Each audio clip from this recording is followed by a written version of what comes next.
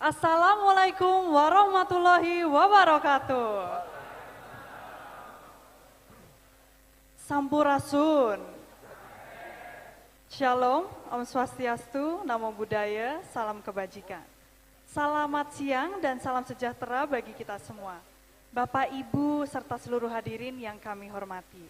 Selamat bergabung dalam segmen Simposium Sabisa, berartikan semua bicara desa.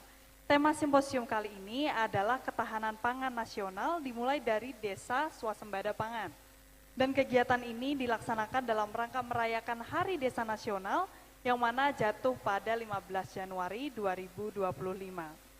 Senang rasanya hari ini kita bisa berkumpul dengan perasaan bahagia di tanah yang kaya akan budaya, tradisi, dan potensi.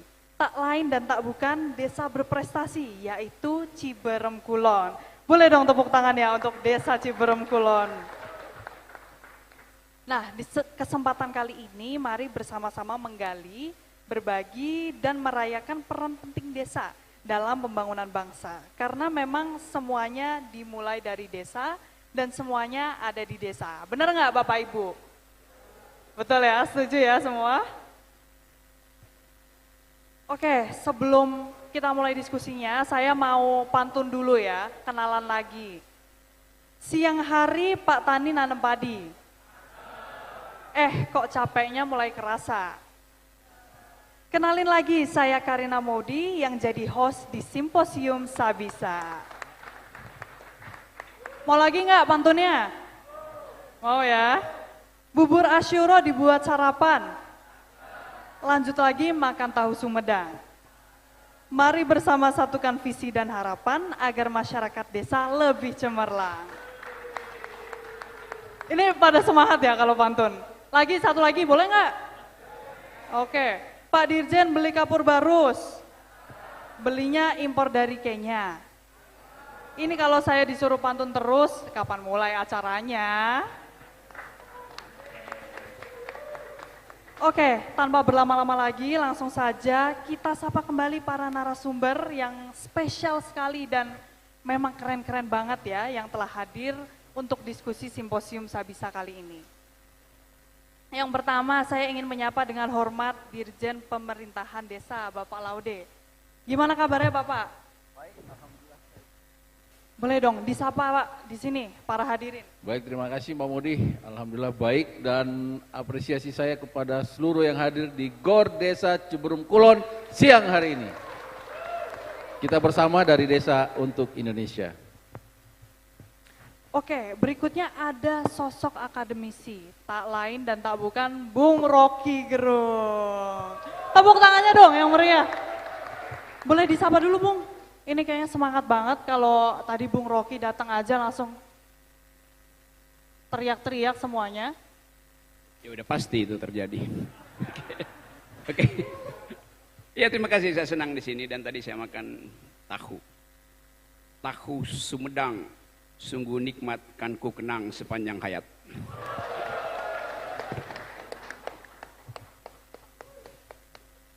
Oke, lalu hadir juga narasumber yang tak kalah spesial di tengah-tengah GOR Ciberem Kulon. Tak lain dan tak bukan Bapak Sekda Jawa Barat.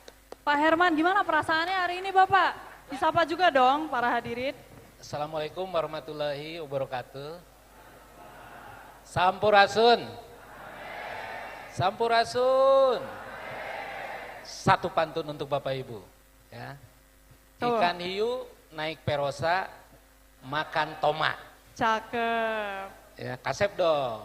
Kasep. Kasep. Ini kan di Ciberem. Ikan hiu naik perosa, makan tomat. Kasep. Bapak Ibu, warga desa, I love you so much.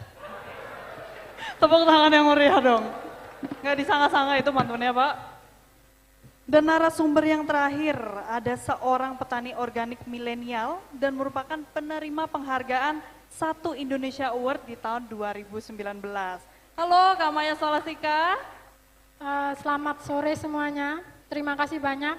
Saya kiriman dari Jawa Timur, jadi datang ke Jawa Barat, dari timur ke barat. Jadi seperti mencari kitab suci begitu ya. Seperti mencari kitab suci ya. Tepuk tangannya yang meriah dong buat keempat narasumber yang udah ada di sini. Oke, ini kayaknya udah nggak sabar ya untuk diskusi. Bung Rocky, ada kata-kata pembuka nggak? Biar ini pada semangat lagi gitu. Setiap kita berkumpul, kita mengingat di mana pusar kita ditanam. Jadi desa tempat kita menanam padi, menanam jagung, menanam palawija sekaligus menanam kenangan. Jadi saya kembali ke desa.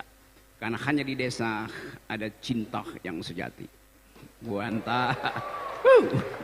Di desa ada cinta yang sejati.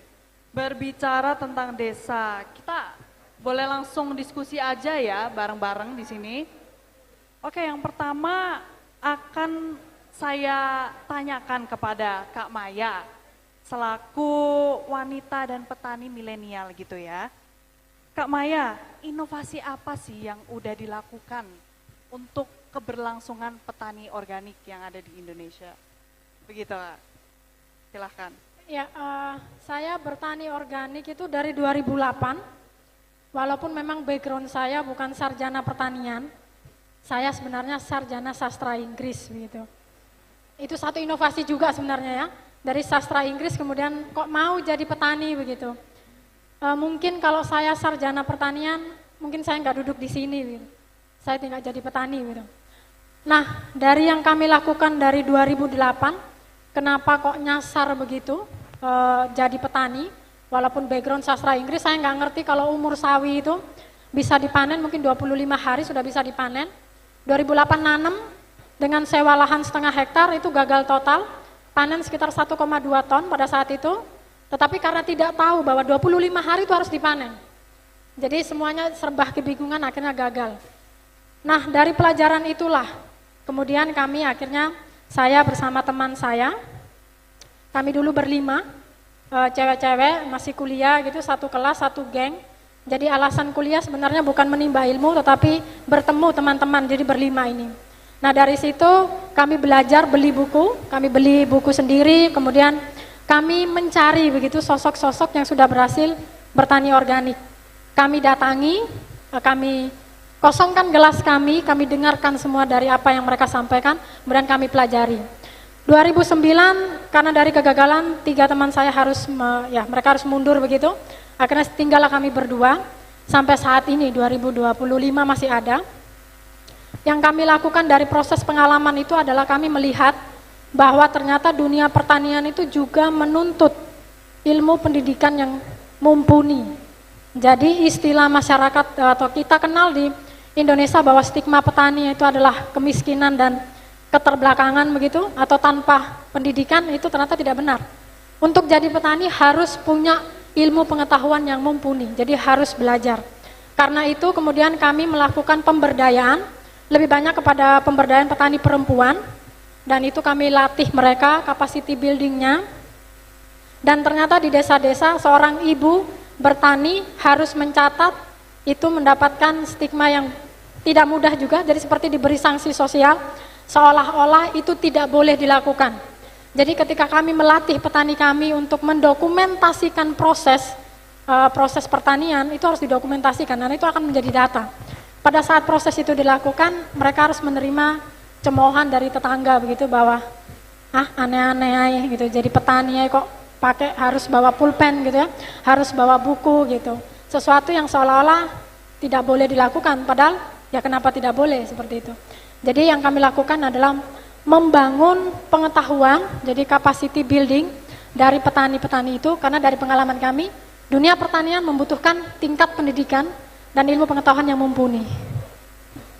Jadi Kak Maya ini merasa dan memang menjadi petani itu perlu ilmu yang tinggi ya, perlu ilmu yang tinggi dan ingin mematahkan stigma petani itu bukan pekerjaan yang rendah gitu, yang bukan menjadi impian. Nah dari platformnya Kak Maya sendiri, udah seberapa banyak sih yang diberi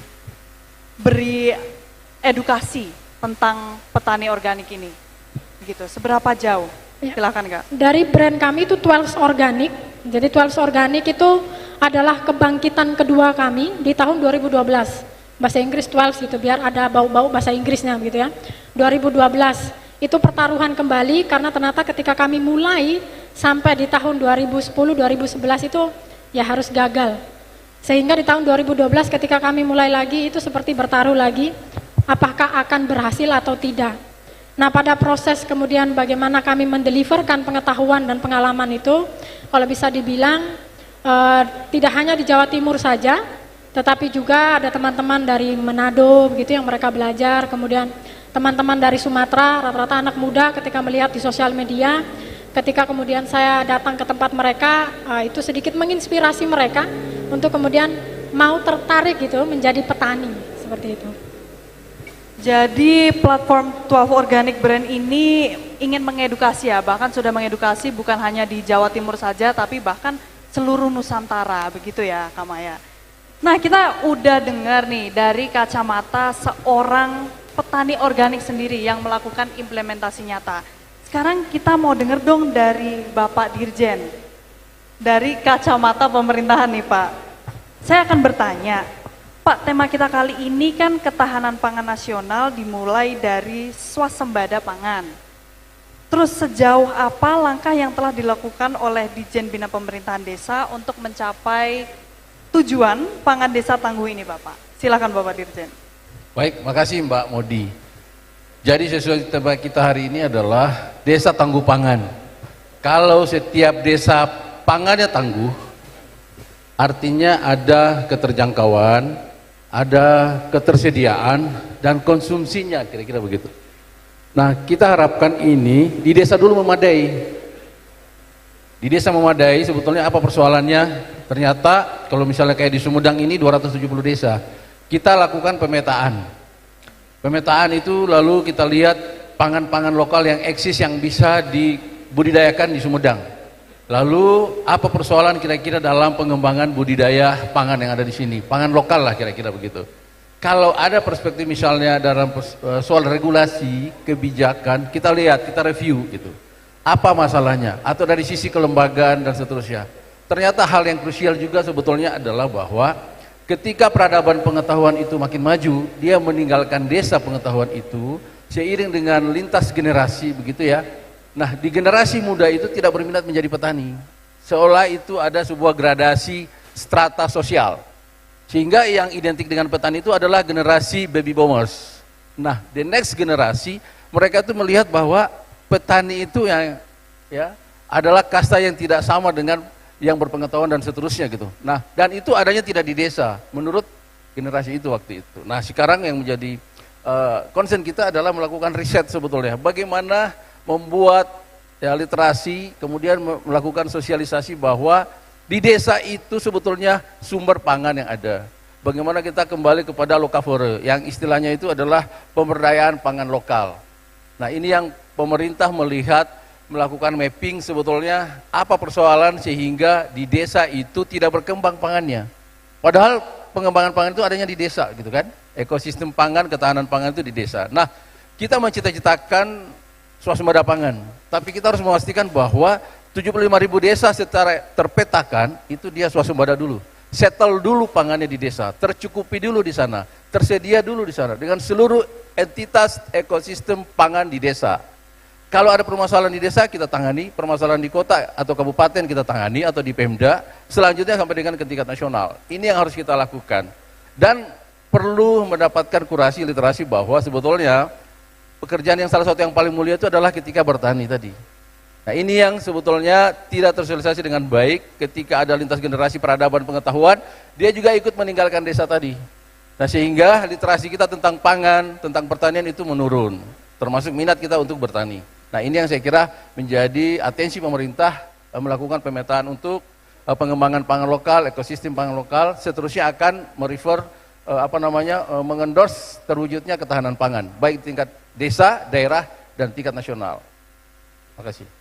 Oke, terima kasih Bapak. Berarti yang ingin dicapai adalah desa tangguh pangan ya. Dan sekarang fokus langkahnya itu mengenai riset dan literasi. Jadi bisa memberdayakan pangan lokal yang disebut lokavore tadi ya Pak.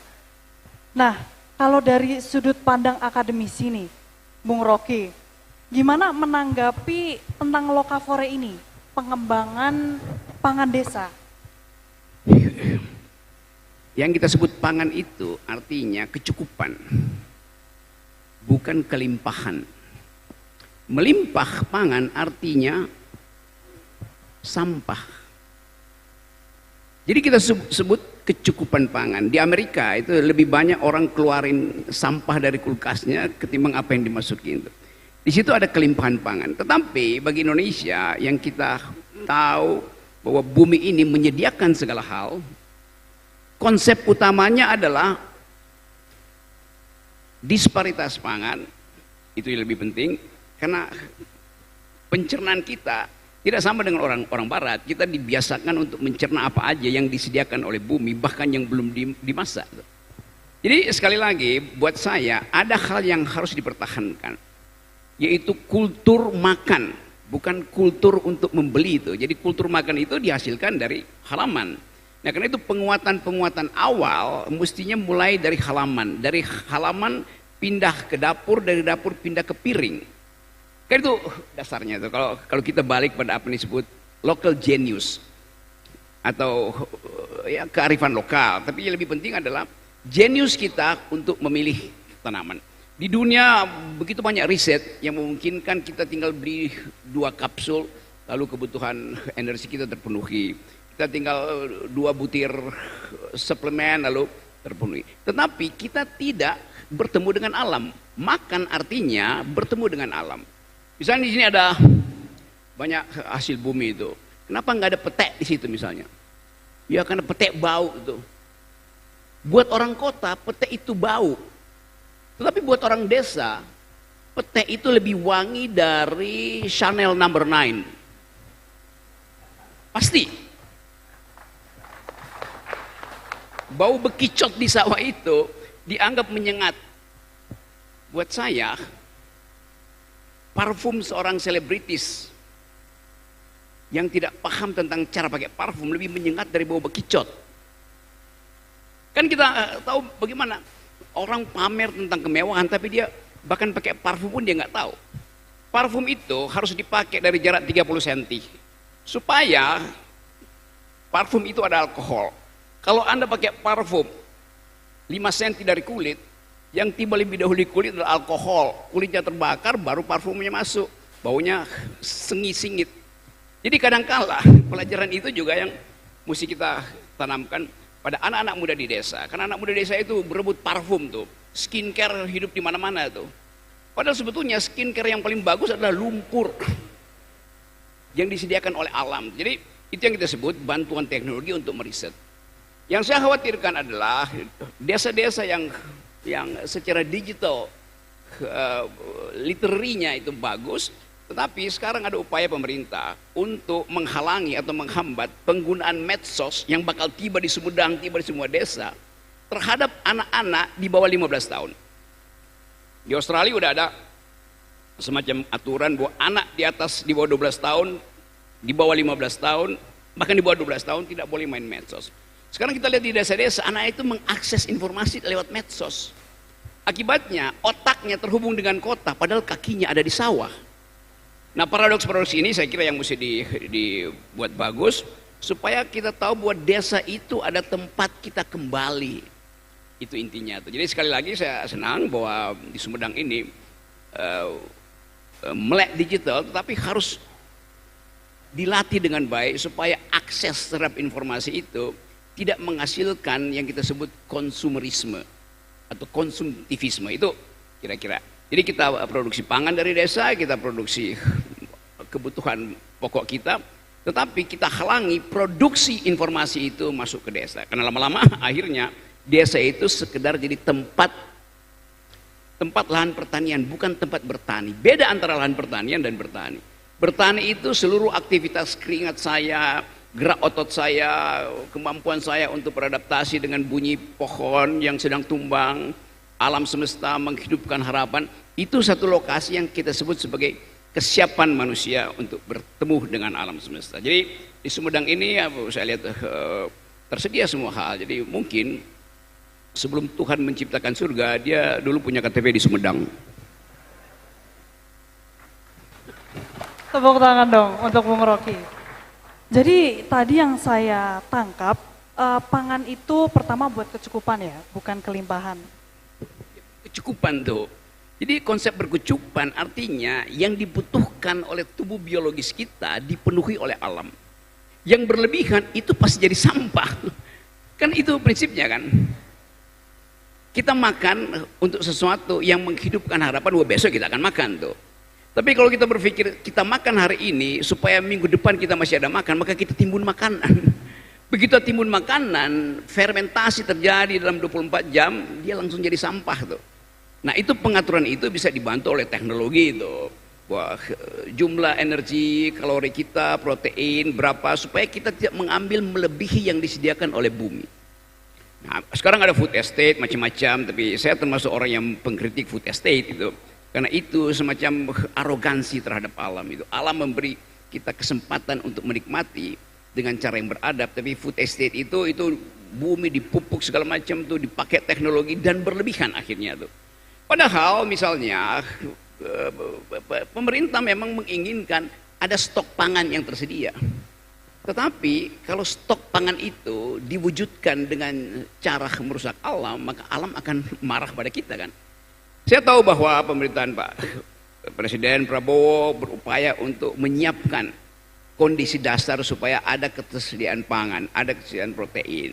Tetapi sekali lagi kita tahu bahwa Indonesia punya begitu banyak varietas pangan, itu bukan beras aja tuh. Jadi mungkin itu yang bisa diunggulkan. Kita sibuk bikin food estate di Papua dan akan ada 20 juta hektar akan dibabat hutan itu. Sementara 2 jam terbang dari Papua ke arah Darwin, di situ ada, Darwin itu adalah negara bagian paling utara dari Australia. 2 jam terbang dari Papua, kita tiba di Darwin. Di Darwin ada penelitian tentang sagu. Lama-lama bahannya nggak ada karena sagunya dipapas di Papua kan. Jadi itu yang saya sebut sebagai keanekaragaman pangan. Itu lebih penting daripada satu monokultur pangan. Jadi kita juga mulai menganggap bahwa ya makan nasi itu kan ya kebutuhan orang kota tuh. Ya sedikit-sedikit kita boleh makan nasi. Tapi dari tadi saya makan hal-hal yang sebetulnya ditumbuhkan dari halaman rumah mak-mak. Tidak mungkin padi itu dari halaman rumah. Tapi pangan yang tersedia di kita itu didasarkan pada keinginan kita untuk menghemat energi produktivitas kita sambil membayangkan bahwa hidup sehat itu adalah pertaruhan peradaban. Oke, boleh tepuk tangannya dong untuk Bung Rocky. Nah, jadi tadi itu salah satu untuk menikmati alam itu dengan memanfaatkan apa yang ada di alam. Jadi bukan menimbun gitu ya, Bung Rocky. Kalau menimbun itu tadi katanya sifat konsumerisme. Jadi bagaimana Bung, pemerintah itu bisa mengurangi dan menghilangkan kultur itu Bung? Karena memang sekarang ini tidak bisa disangkal, nyatanya kecepatan penyebaran informasi itu memang sulit untuk ditahan gitu. Tadi ada berita Pak Prabowo bertemu dengan Menteri Informasi Digital itu untuk mengatur kualitas informasi yang tiba, terutama pada anak-anak muda. Kan kita tidak lihat lagi, ada kecepatan berpikir anak-anak muda itu. Kalau dia nggak mampu berpikir cepat, dia tanya pada ChatGPT itu. Kalau dia tak mampu untuk berpikir mendalam, dia berupaya untuk mencari tahu. Nah sebaiknya kita ingin supaya anak-anak muda ini memproduksi kuriositas, supaya kalau dia bertanya ke artificial intelligence, betul-betul pertanyaan yang mendalam. Yang kita sebut ChatGPT itu semacam tempat dikumpulkannya problem. Jadi kalau problem yang kita tanyakan problem yang dangkal-dangkal, lama-lama ChatGPT bilang, oh ya Jawa Barat itu pertanyaannya dangkal. Itu artinya manusianya dangkal juga tuh. Jadi itu yang saya maksud, anak-anak muda desa itu ajukan pertanyaan yang berkualitas, tajam, supaya ChatGPT tidak bisa menjawab. Itu. Kalau bisa dijawab oleh ChatGPT, itu artinya pertanyaan dangkal. Nah di situ kita belajar. Jadi saya kira itu baik buat kepala desa seluruh Indonesia. Ajarkan pada masyarakat baru kita, pada anak-anak muda kita, Gen Z itu untuk mengajukan pertanyaan yang paling fundamental itu. Misalnya, coba tanya pada ChatGPT, apa beda antara pohon dan sungai? ChatGPT pasti akan jawab secara gampang.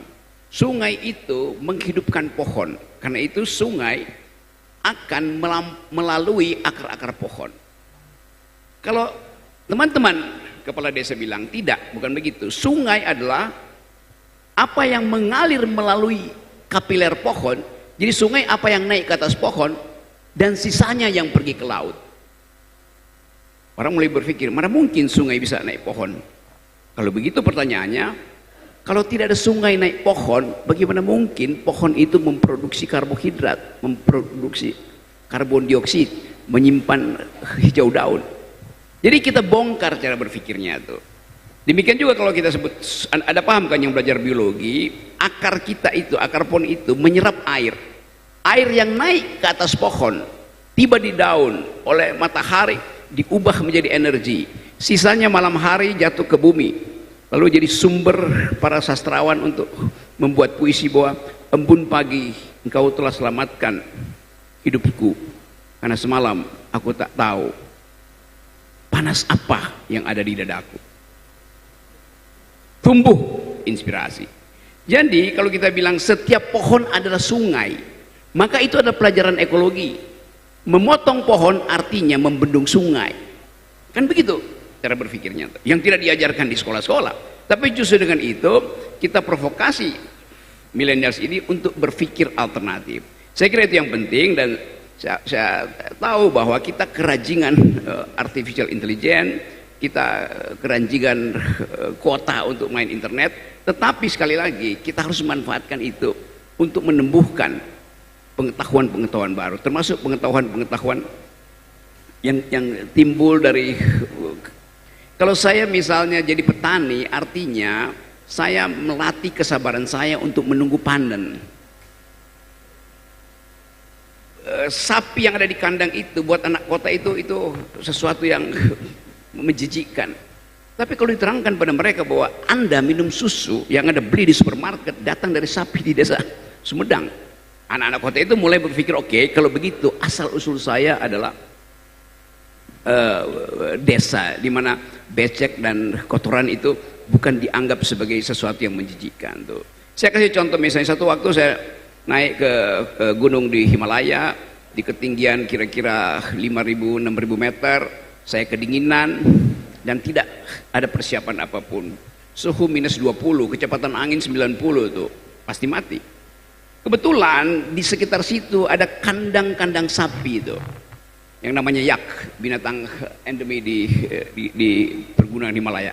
Saya kumpulkan kotoran sapi itu karena saya tahu pengetahuan bahwa kotoran sapi itu adalah biomasa, dia memproduksi panas. Jadi saya kumpulkan aja kotoran sapi, masukin ke tenda, tidur di atas kotoran sapi.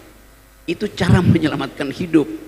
Jadi kotoran itulah yang menyelamatkan saya, bukan kasur yang harganya 60 juta yang jual di mal-mal di Jakarta. Oke, berarti memang perlu anak muda itu ikut andil ya, sudah pasti ya. Dan perlu mengetahui fundamental bagaimana siklus setiap yang ada di kehidupan ini. Jadi dasarnya seperti apa untuk mensukseskan juga program pemerintah yang mendukung ketahanan pangan lokal. Ya, saya percaya bahwa kalau kita bikin kampanye, kampanye itu mesti melibatkan mereka yang akan menghasilkan bonus demografi di 2025. Kan seolah-olah bonus demografi itu ada pertandingan antara anak-anak muda Jakarta dengan anak muda Kuala Lumpur, anak muda Kuala Lumpur dengan anak muda Hanoi. Apa yang mereka pertandingkan? Ya startup. Di kita di Indonesia, bonus demografi itu jangan masuk dalam pertandingan yang dikuasai oleh anak-anak muda di metropolitan global. Mulailah dengan bonus demografi, artinya bertanding untuk paham bahwa tanah itu menyiapkan dirinya untuk diolah untuk kepentingan keadilan, bukan untuk kepentingan akumulasi. Jadi kalau kita ingin masuk pada tema bonus demografi, saya kira Departemen Dalam Negeri punya data tentang siapa yang potensial untuk memimpin ke depan. Kan Depdagri itu menyiapkan calon pemimpin tuh. Departemen lain mungkin lakukan hal yang berbeda. Tapi sekali lagi, memimpin artinya menghasilkan manusia yang mampu mengurai masalah dan mampu menyimpan perencanaan, bukan memamerkan perencanaan. Minimal dia bisa mengurai masalah tuh. Nah, masalah kita hari ini di tingkat ekologi bumi itu adalah soal lingkungan. Jadi anak-anak muda Indonesia mestinya bersaing untuk menghasilkan bonus demografi di bidang lingkungan, bukan di bidang teknologi komputer yang pasti kita tercecer oleh anak-anak muda di Cina, Vietnam, dan Thailand. Jadi harus ada segmen, termasuk di dalamnya untuk menyiapkan daya tahan pangan kita dan menyiapkan anak-anak muda yang paham tentang ecological footprint, do speak environmental ethics. Itu artinya mempersiapkan kita untuk paham bahwa kita punya daya tahan pangan karena kita mengerti hubungan antara manusia, padi, duren, dan tanah. Itu dasarnya. Teknologi hanya membantu itu. Jadi bonus demografi bagi desa artinya bersaing di bidang ekologi, bukan di bidang teknologi. Kira-kira itu. Baik, terima kasih banyak Bung Rocky. Setelah berdiskusi melalui kacamata pemerintah pusat, seorang akademisi, dan juga seorang petani organik yang melakukan implementasi nyata, saya juga mau dong berdiskusi dengan kacamata pemerintah daerah. Jadi, Bapak Sekda, bagaimana Pemda ini dapat berkontribusi dalam memperkuat ketahanan pangan desa, Pak? Apa kira-kira peran spesifik yang dapat diambil oleh Pemda Jawa Barat? Silakan Bapak. Oke, terima kasih. Sebelum saya berbagi informasi, pengetahuan, pengalaman terkait dengan pembangunan di bidang ketahanan pangan di Jawa Barat, izinkan atas nama Pemda Provinsi Jawa Barat, atas nama Pak Penjabat Gubernur Jawa Barat, mengucapkan selamat Hari Desa. Tepuk tangan untuk desa. Desa kuat, kecamatan pasti kuat, kabupaten kota kuat, provinsi kuat, Indonesia kuat. Jadi kalau ingin Indonesia kuat, mulai dari desa. Dan salah satunya kita mulai dari sektor pangan. Bapak Ibu sekalian, saya ingin coba menyoroti dua hal. Ya, bicara pangan dari perspektif konsumsi, yang kedua dari perspektif produksi. Dan saya akan berbicara tentang data, karena harus based on data. Good data, good decision, good result. Datanya bagus, pengambilan keputusan kita juga akan bagus, dan hasil akan bagus. Seperti itu bisnis prosesnya. Makanya kami akan mulai dari data-data. Terkait dengan konsumsi, Bapak Ibu sekalian, konsumsi kita di Jawa Barat untuk pangan, paling tidak untuk 12 komoditas pangan, beras, ya, telur, ayam, daging ayam, cabai rawit, ya cabai merah, dan lain sebagainya. Ada 12 komoditas pangan, 8 kita surplus, ya, dan 4 komoditas kita defisit. Salah satunya yang membuat sedih begitu sebagai orang desa, karena saya juga Pak Rocky, Pak Dirjen dari desa. Saya dari Situraja, asli Sumedang. Yakni komoditas cabai rawit. Yang sejatinya kalau merujuk yang sampaikan Pak Rocky tadi, itu bisa mulai dari halaman. Sangat sederhana, sangat mudah. Tidak ada pabrik hese kalau kata orang Sumedang. Ya. Cabai rawit konsumsi di Jawa Barat per tahun adalah 42.000 ton. Ya, konsumsinya, produksinya itu baru 35.000 ton. Berarti kita defisit 7.000 ton. Ya. Silakan dihitung berapa? Ya, per tahun kurang lebih 329 miliar. Hanya untuk konsumsi cabai rawit yang sebetulnya kita bisa bicara tentang kedaulatan pangan mulai dari hal yang kecil, daulat cengek, daulat cabai rawit. Pertanyaannya, siap tidak desa? Siap tidak kita semuanya untuk daulah, ya, mandiri bidang pangan mulai dari cabai rawit saja? Bapak Ibu, saya mencoba ngobrol dengan ratusan, bahkan mungkin sudah ribuan ibu-ibu. Karena berbicara cabai rawit, berbicara dapur, itu berbicara ibu-ibu. Ya, termasuk nyonya, Inung Budak juga hadir yang di sini. Karena yang dibicarakan urusan pangan ini, katanya penting, jadi hadir langsung. Bapak Ibu, ternyata ya, saya coba cek-recek di beberapa kabupaten, konsumsi cabai rawit, ya, bawang daun dan lain sebagainya, tiap hari tidak kurang dari 5.000 rupiah. Rp5.000 dikali 30 satu bulan, Rp150.000 hanya untuk konsumsi cabai rawit. Satu desa itu tidak kurang dari 1.000 umpi, tidak kurang dari 1.000 kakak. Faktanya ada yang 2.000, 3.000, bahkan ada yang 5.000 kakak. Kita ambil yang kecilnya aja, 1.000 kakak. 1.000 kali 150.000 konsumsi rumah tangga di kita per desa 150 juta per bulan. Kali 12, 1,8 miliar. Dana desa saja hanya 1 miliar. Apabila ibu-ibu di desa menanam ya cabai rawit di halaman rumah, ya maksakeun maneh cikaracak ninggang batu laun-laun jadi legok mun kayang tangtu pareng manjada wajada. Nanti kita lihat bagaimana desa Ciberem ya mulai bisa mengedukasi sehingga warga masyarakatnya punya nyali untuk ya tadi menanam cabai rawit di halaman rumahnya masing-masing. Tepuk tangan untuk Pak Kades Ciberem Kulon ya. Dan itu salah satu kenapa desa ini menjadi lokus untuk Hari Desa tahun 2025 ini. 1,8 Pak. Saya coba kalikan jumlah desa di Jawa Barat itu ada 5.311 desa. Hanya untuk Jawa Barat kita bisa nabung 1 tahun 9,5 triliun hanya dari cabai rawit. Dengan asumsi kebutuhan rumah tangga untuk cabai rawit ngambil dari halaman dan uang yang 5.000 disimpan di kenceleng, uang yang 5.000 ditabung, maka akan terkumpul satu desa 1,8 miliar. Gila enggak? Luar biasa Bapak Ibu. Tapi pertanyaannya, berapa desa yang aware dengan penguatan pangan? Ya, berapa banyak di antara kita yang memberikan perhatian terhadap pentingnya penguatan pangan? Dan dimulai dari hal-hal yang kecil, mulai dari halaman kita.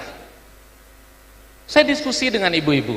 Ibu, bisa enggak ibu nanam cabai rawit? Pak, saya punya ayam. Atuda punya ayam kalau bahasa Sundanya. Ibu kan bisa pakai pagar halamannya. Ayamnya bisa masuk ke dalam pagar karena nakal, Pak. Atuda lagi. Ibu kan bisa dipakai karatan, pakai bambu dikatasin atau digantung. Ya. Pak, ayamnya bisa terbang. Susah. Ini masalah mental model Bapak Ibu.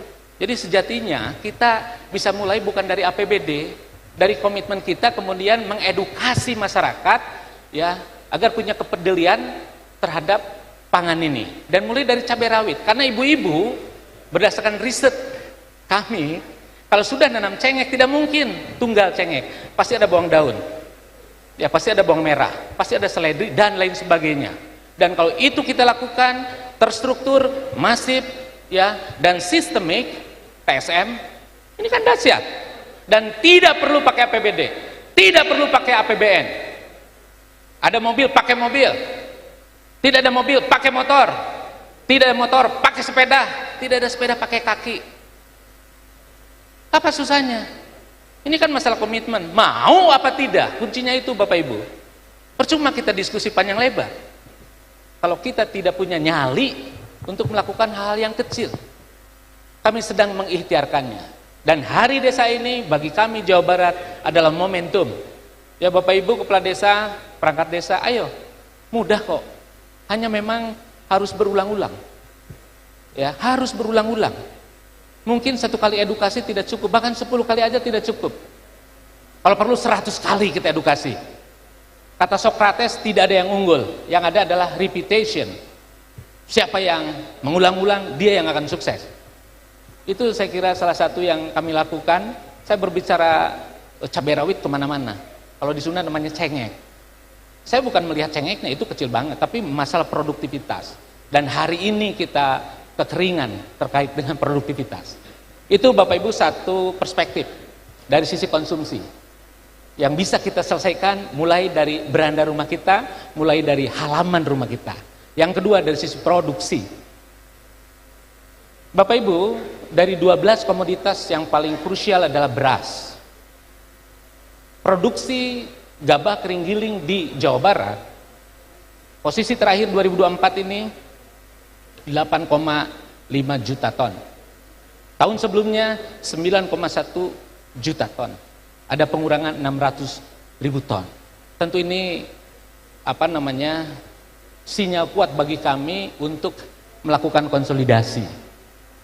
Kenapa ada penurunan produksi pangan khususnya gabah kering giling ya menjadi 8,5 juta ton atau ekivalen kurang lebih 4,1 juta ton beras. Ternyata salah satunya Bapak Ibu 4 tahun terakhir terjadi pengurangan lahan sawah dilindungi. LSD kita berkurang. Ya, dari 4 tahun yang lalu kurang lebih 928.000 hektar, sekarang tinggal 916.000 hektar. 12.000 hektar kita berkurang. 1 tahunnya 3.000 hektar berkurang. Ini saya kira persoalan yang ya kita semua harus bahu-membahu. Bagaimana dengan penataan ruang? Bagaimana dengan pemanfaatan ruang, termasuk pengendalian ruang? Kalau itu lahan sawah dilindungi, ya udah konsisten. Jangan cari cara yang ujungnya untuk menjustifikasi akhirnya sawah berubah fungsi. Maju itu apa sih? Maju itu apakah banyak beton di sana sini? Saya kira tidak demikian. Kalau kata Prabu Siliwangi, yang namanya maju itu pakena gawe rahayu paken hebel jaya di buana. Pakena kerta bener paken nanjur juritan. Maju itu adalah pada saat kita sejahtera, dan maju itu pada saat kita bahagia. Sederhana sekali. Kalau dalam bahasa Jawa Barat namanya gemah ripah repe rapih, sejahtera dan bahagia. Dan itu harus mulai dari rumah, dan itu harus mulai dari desa, dan salah satunya adalah pangan. Siapa daulat pangan, siapa yang kuat pangannya, dia yang akan eksis. Apalagi sekarang Pak Rocky menyampaikan kita mendapatkan bonus demografi. Pertanyaannya, berarti usia produktifnya kan lebih banyak daripada ya yang tidak produktif. Milenial lebih banyak dari kolonial. Tapi apa yang terjadi Bapak Ibu hari ini? Pengangguran kita untuk Jawa Barat 6,74%, ekivalen dengan 1,7 juta, dan 20%-nya lulusan SMA SMK. Ini PR bagi kita semua. Dan salah satunya mungkin karena anak-anak muda ini kurang tertarik terhadap pangan, terhadap pertanian. Kami mencoba berikhtiar, setiap tahun ada program namanya petani milenial. Tapi berapa sih jumlah APBD kita? Kami hanya mampu melahirkan 13.000. Sementara petani yang resign karena usia dan lain sebagainya mungkin lebih dari itu. Ini darurat Bapak Ibu. Dan ini harus mulai dari desa. Saya sangat yakin itu. Kalau desa sudah bergerak, tidak ada hal yang tidak mungkin. Dan itu adalah Bapak Ibu sekalian. Keprok buat teman-teman di desa. Dan kami apresiasi ke teman-teman di Kementerian Dalam Negeri, Pak Dirjen ya, yang menginisiasi Hari Desa. Ya kebetulan saya sendiri berangkat dari desa, pernah tugas di desa, ya jadi luar biasa. Apalagi dalam perspektif pemerintahan, sebetulnya kan pembangunan ini agregasi. Nggak ada Superman, yang ada adalah super team. Jadi kalau Jabar ingin hebat, mulai dari kabupaten, karena agregat. Jabar itu agregat dari kabupaten kota.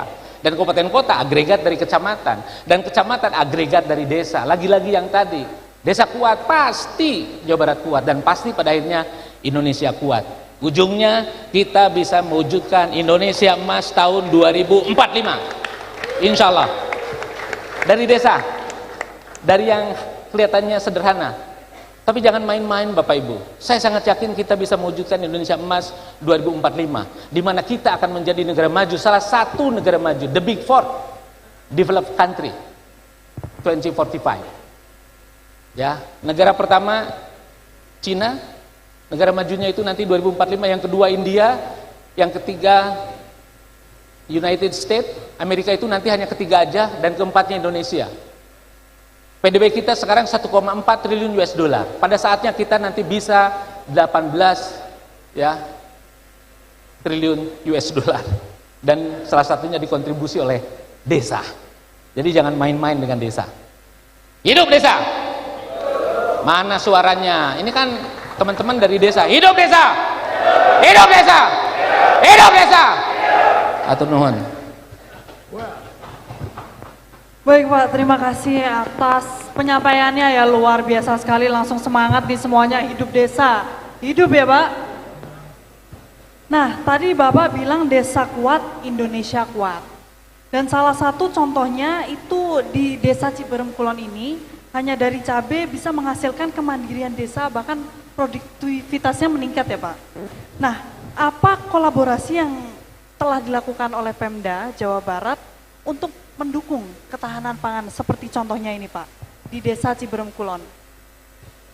Bapak Ibu, yang pertama kasih sayang. Hadirkan kasih sayang ke desa. Tadi kami sharing dengan Pak Rocky Gerung.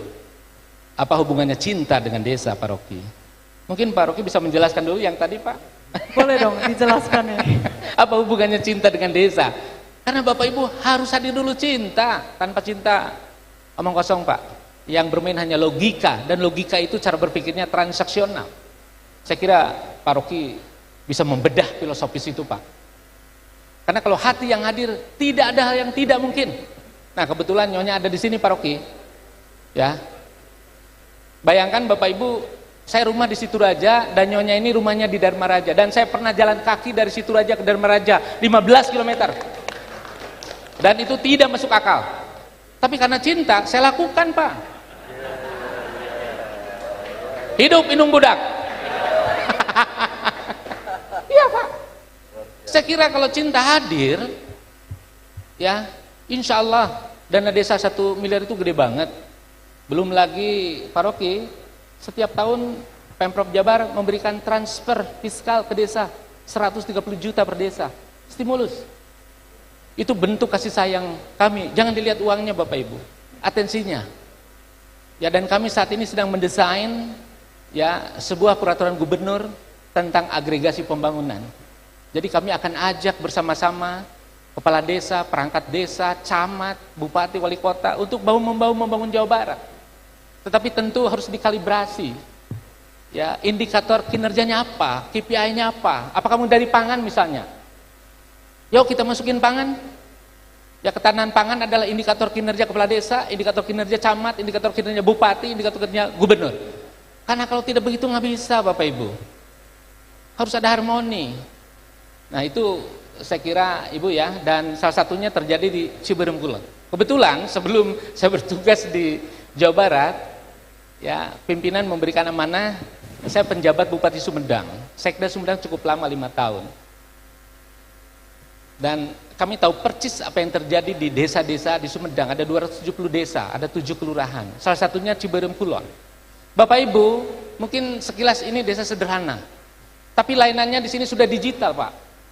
Pak Rocky kalau ingin membuat nomor induk berusaha, NIB 10 menit selesai. Ada 18 surat keterangan yang bisa Bapak Ibu akses dari manapun. Orang Ciberem Kulon ingin mendapatkan layanan surat keterangan domisili misalnya.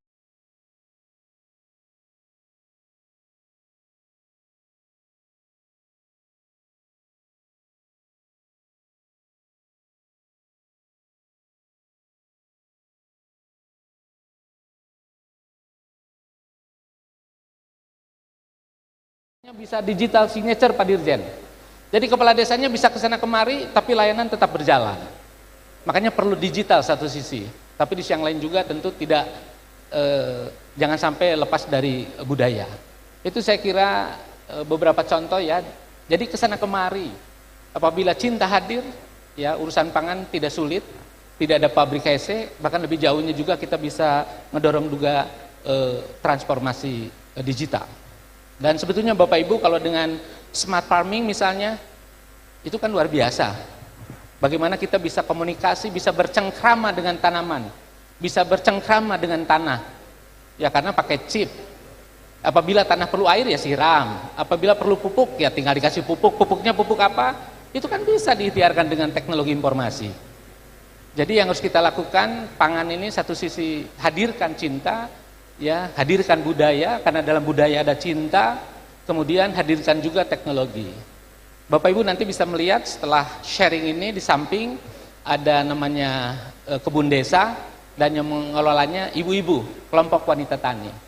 Ya saya apresiasi ke Bapak Ibu kepala desa ya di Kabupaten Sumedang. Sekali lagi tepuk tangan untuk Bapak Ibu sekalian. Dan perlu kami laporkan kepada Bapak Ibu, Bu Sekda ya, Bu Sekda bagian di dalamnya, Desa-desa di Sumedang sekarang semuanya statusnya sudah desa mandiri. Salah satu kabupaten di Jawa Barat bahkan di Indonesia yang desa-desanya sudah mandiri ya Sumedang. Ya. Ya tentu masih banyak kekurangan, tapi paling tidak ya Sumedang, lebih khususnya lagi Ciberem, Kulon ini sudah one step ahead. Mudah-mudahan bisa memotivasi, menginspirasi warga desa lainnya dari berbagai pelosok tanah air. Tentu nanti kami juga akan belajar ke yang lain, karena tidak ada yang sempurna, ya yang ada adalah saling mengisi satu dengan yang lainnya. Kurang lebih seperti itu, hadirkan cinta, kemudian dorong dengan teknologi. Terima kasih Bapak. Berarti kolaborasi cinta, budaya, dan teknologi ya, itu yang sudah dilakukan oleh Pemprov Jawa Barat ya? Ya, dengan budaya kita bisa membumi, dengan teknologi kita bisa melangit. Konsepnya sederhana aja. Keren Bapak. Dan sekarang semua desa di Sumedang sudah menjadi desa mandiri. Ya. Luar biasa sekali. Boleh tepuk tangannya dong untuk Sumedang. Nah tadi Bapak juga mention, Pemprov Jawa Barat itu udah bikin program namanya Petani Milenial Pak. Tapi yang berhasil hanya 13.000. Nah sekarang ini sudah ada petani milenialnya sendiri Pak.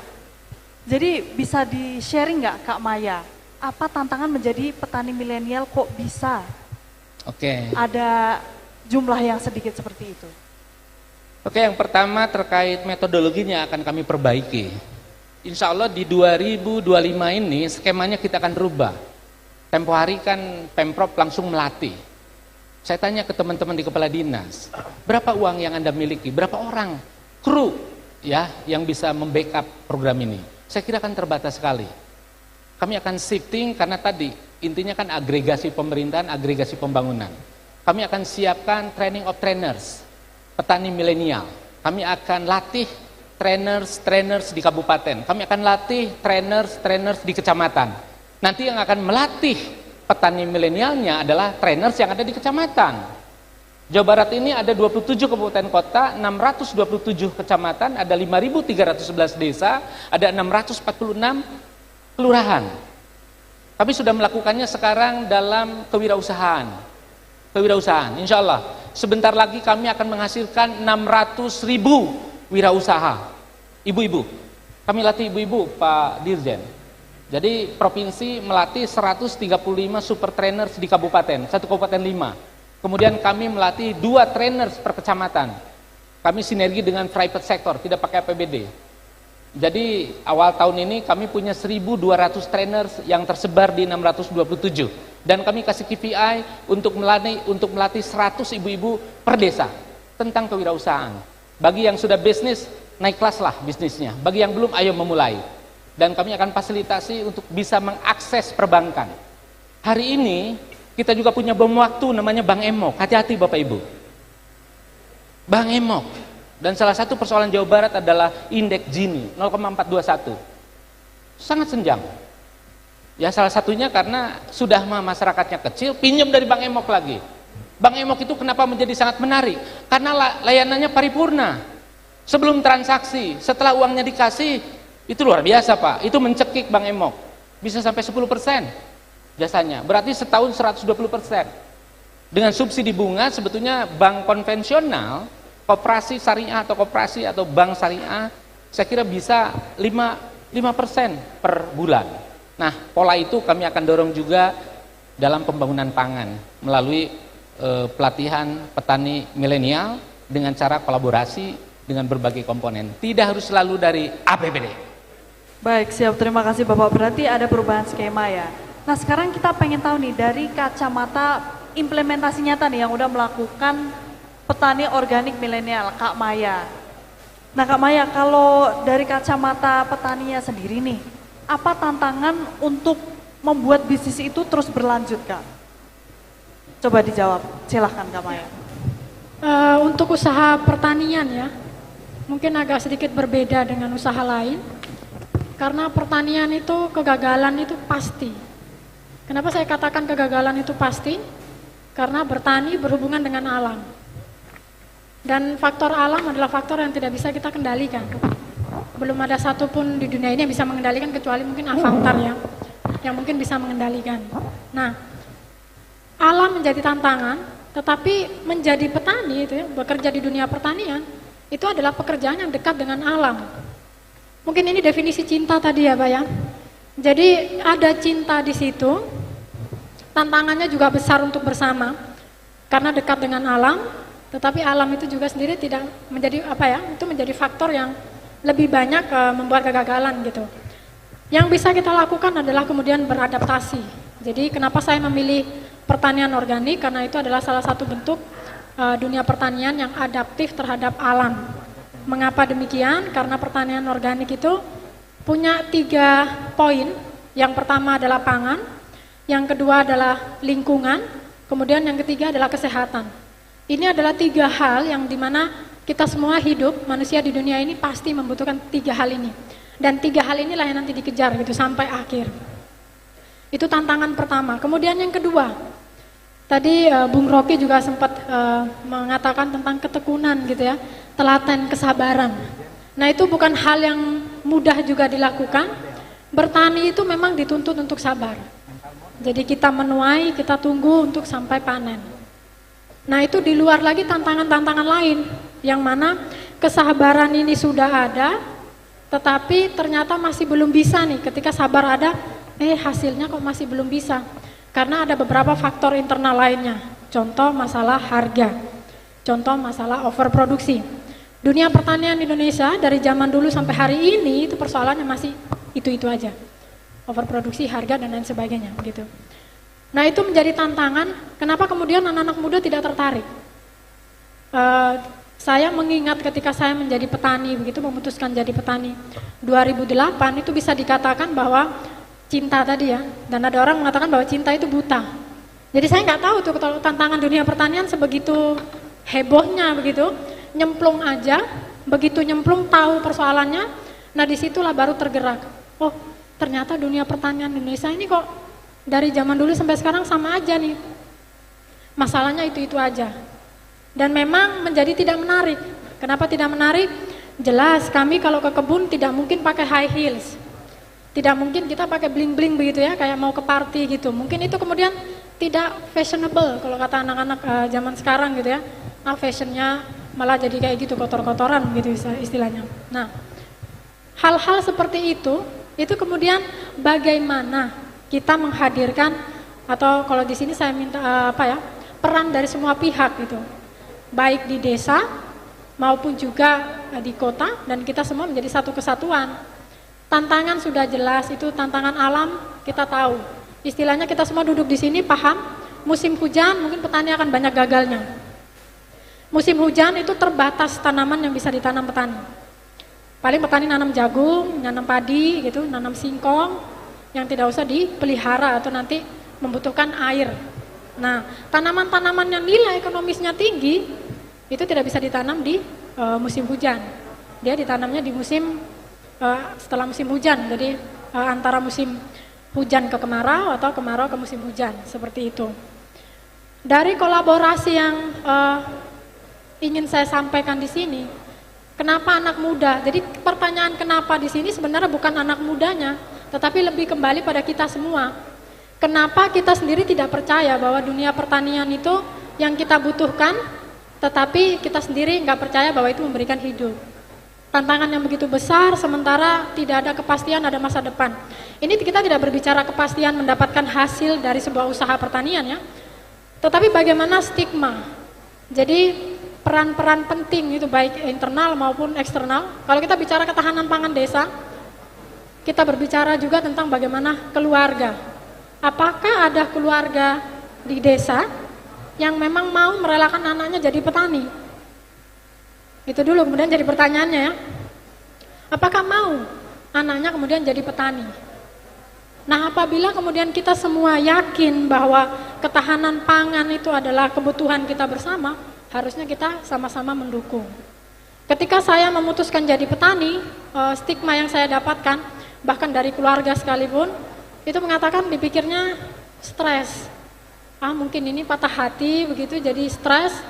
Ini gak ada masa depannya, kenapa ini anak lulus kuliah kok jadi petani, hidup di desa begitu. Nah itu adalah salah satu hal yang cukup menjadi tantangan terberat juga. Karena tadi keyakinan kita nggak ada. Kita yakin butuh makan, semua orang butuh makan gitu. Kita yakin bahwa ketahanan pangan itu harus ada.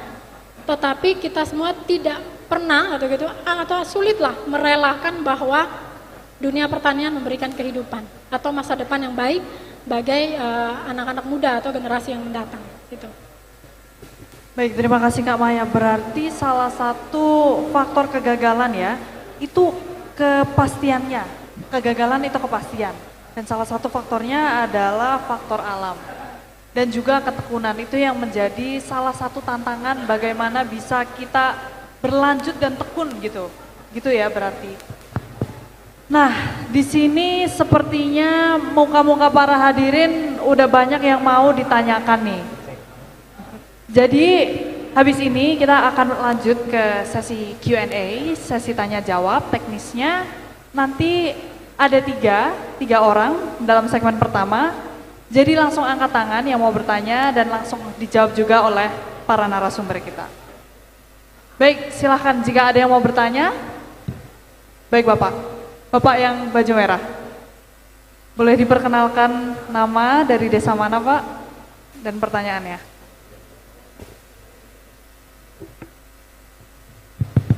Terima kasih atas kesempatan yang diberikan kepada saya. Saya atas nama Aidil Abidin, utusan dari Kabupaten Toli-Toli, Sulawesi Tengah, Desa Bambapula, Kecamatan Dampal Utara. Setelah menyimak penyampaian tadi bahwa Indonesia ini akan menuju swasembada pangan. Berbicara tentang swasembada pangan, tiap harinya itu produktivitas pangan itu berkurang. Salah satu penyebabnya adalah alih fungsi lahan. Pertanyaan saya, ini yang berlaku di Kabupaten Toli-Toli. Pertanyaan saya, apa langkah-langkah pemerintah Pemda Kabupaten atau pemerintah provinsi untuk bagaimana alih fungsi lahan ini yang tidak bisa dibendung?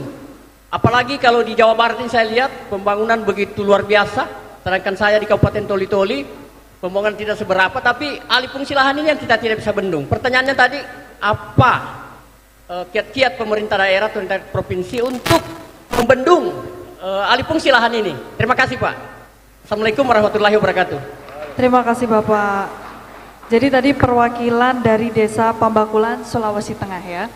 Pertanyaannya adalah bagaimana apa kiat-kiat pemerintah dalam menanggulangi turunnya produktivitas lahan yang berkurang karena alih fungsi lahan ya. Bisa dijawab oleh Bapak Dirjen? Baik, terima kasih.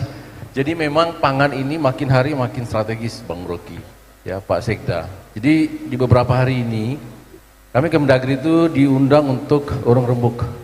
Bagaimana menata ruang, bagaimana menata lahan Indonesia yang segini-gininya.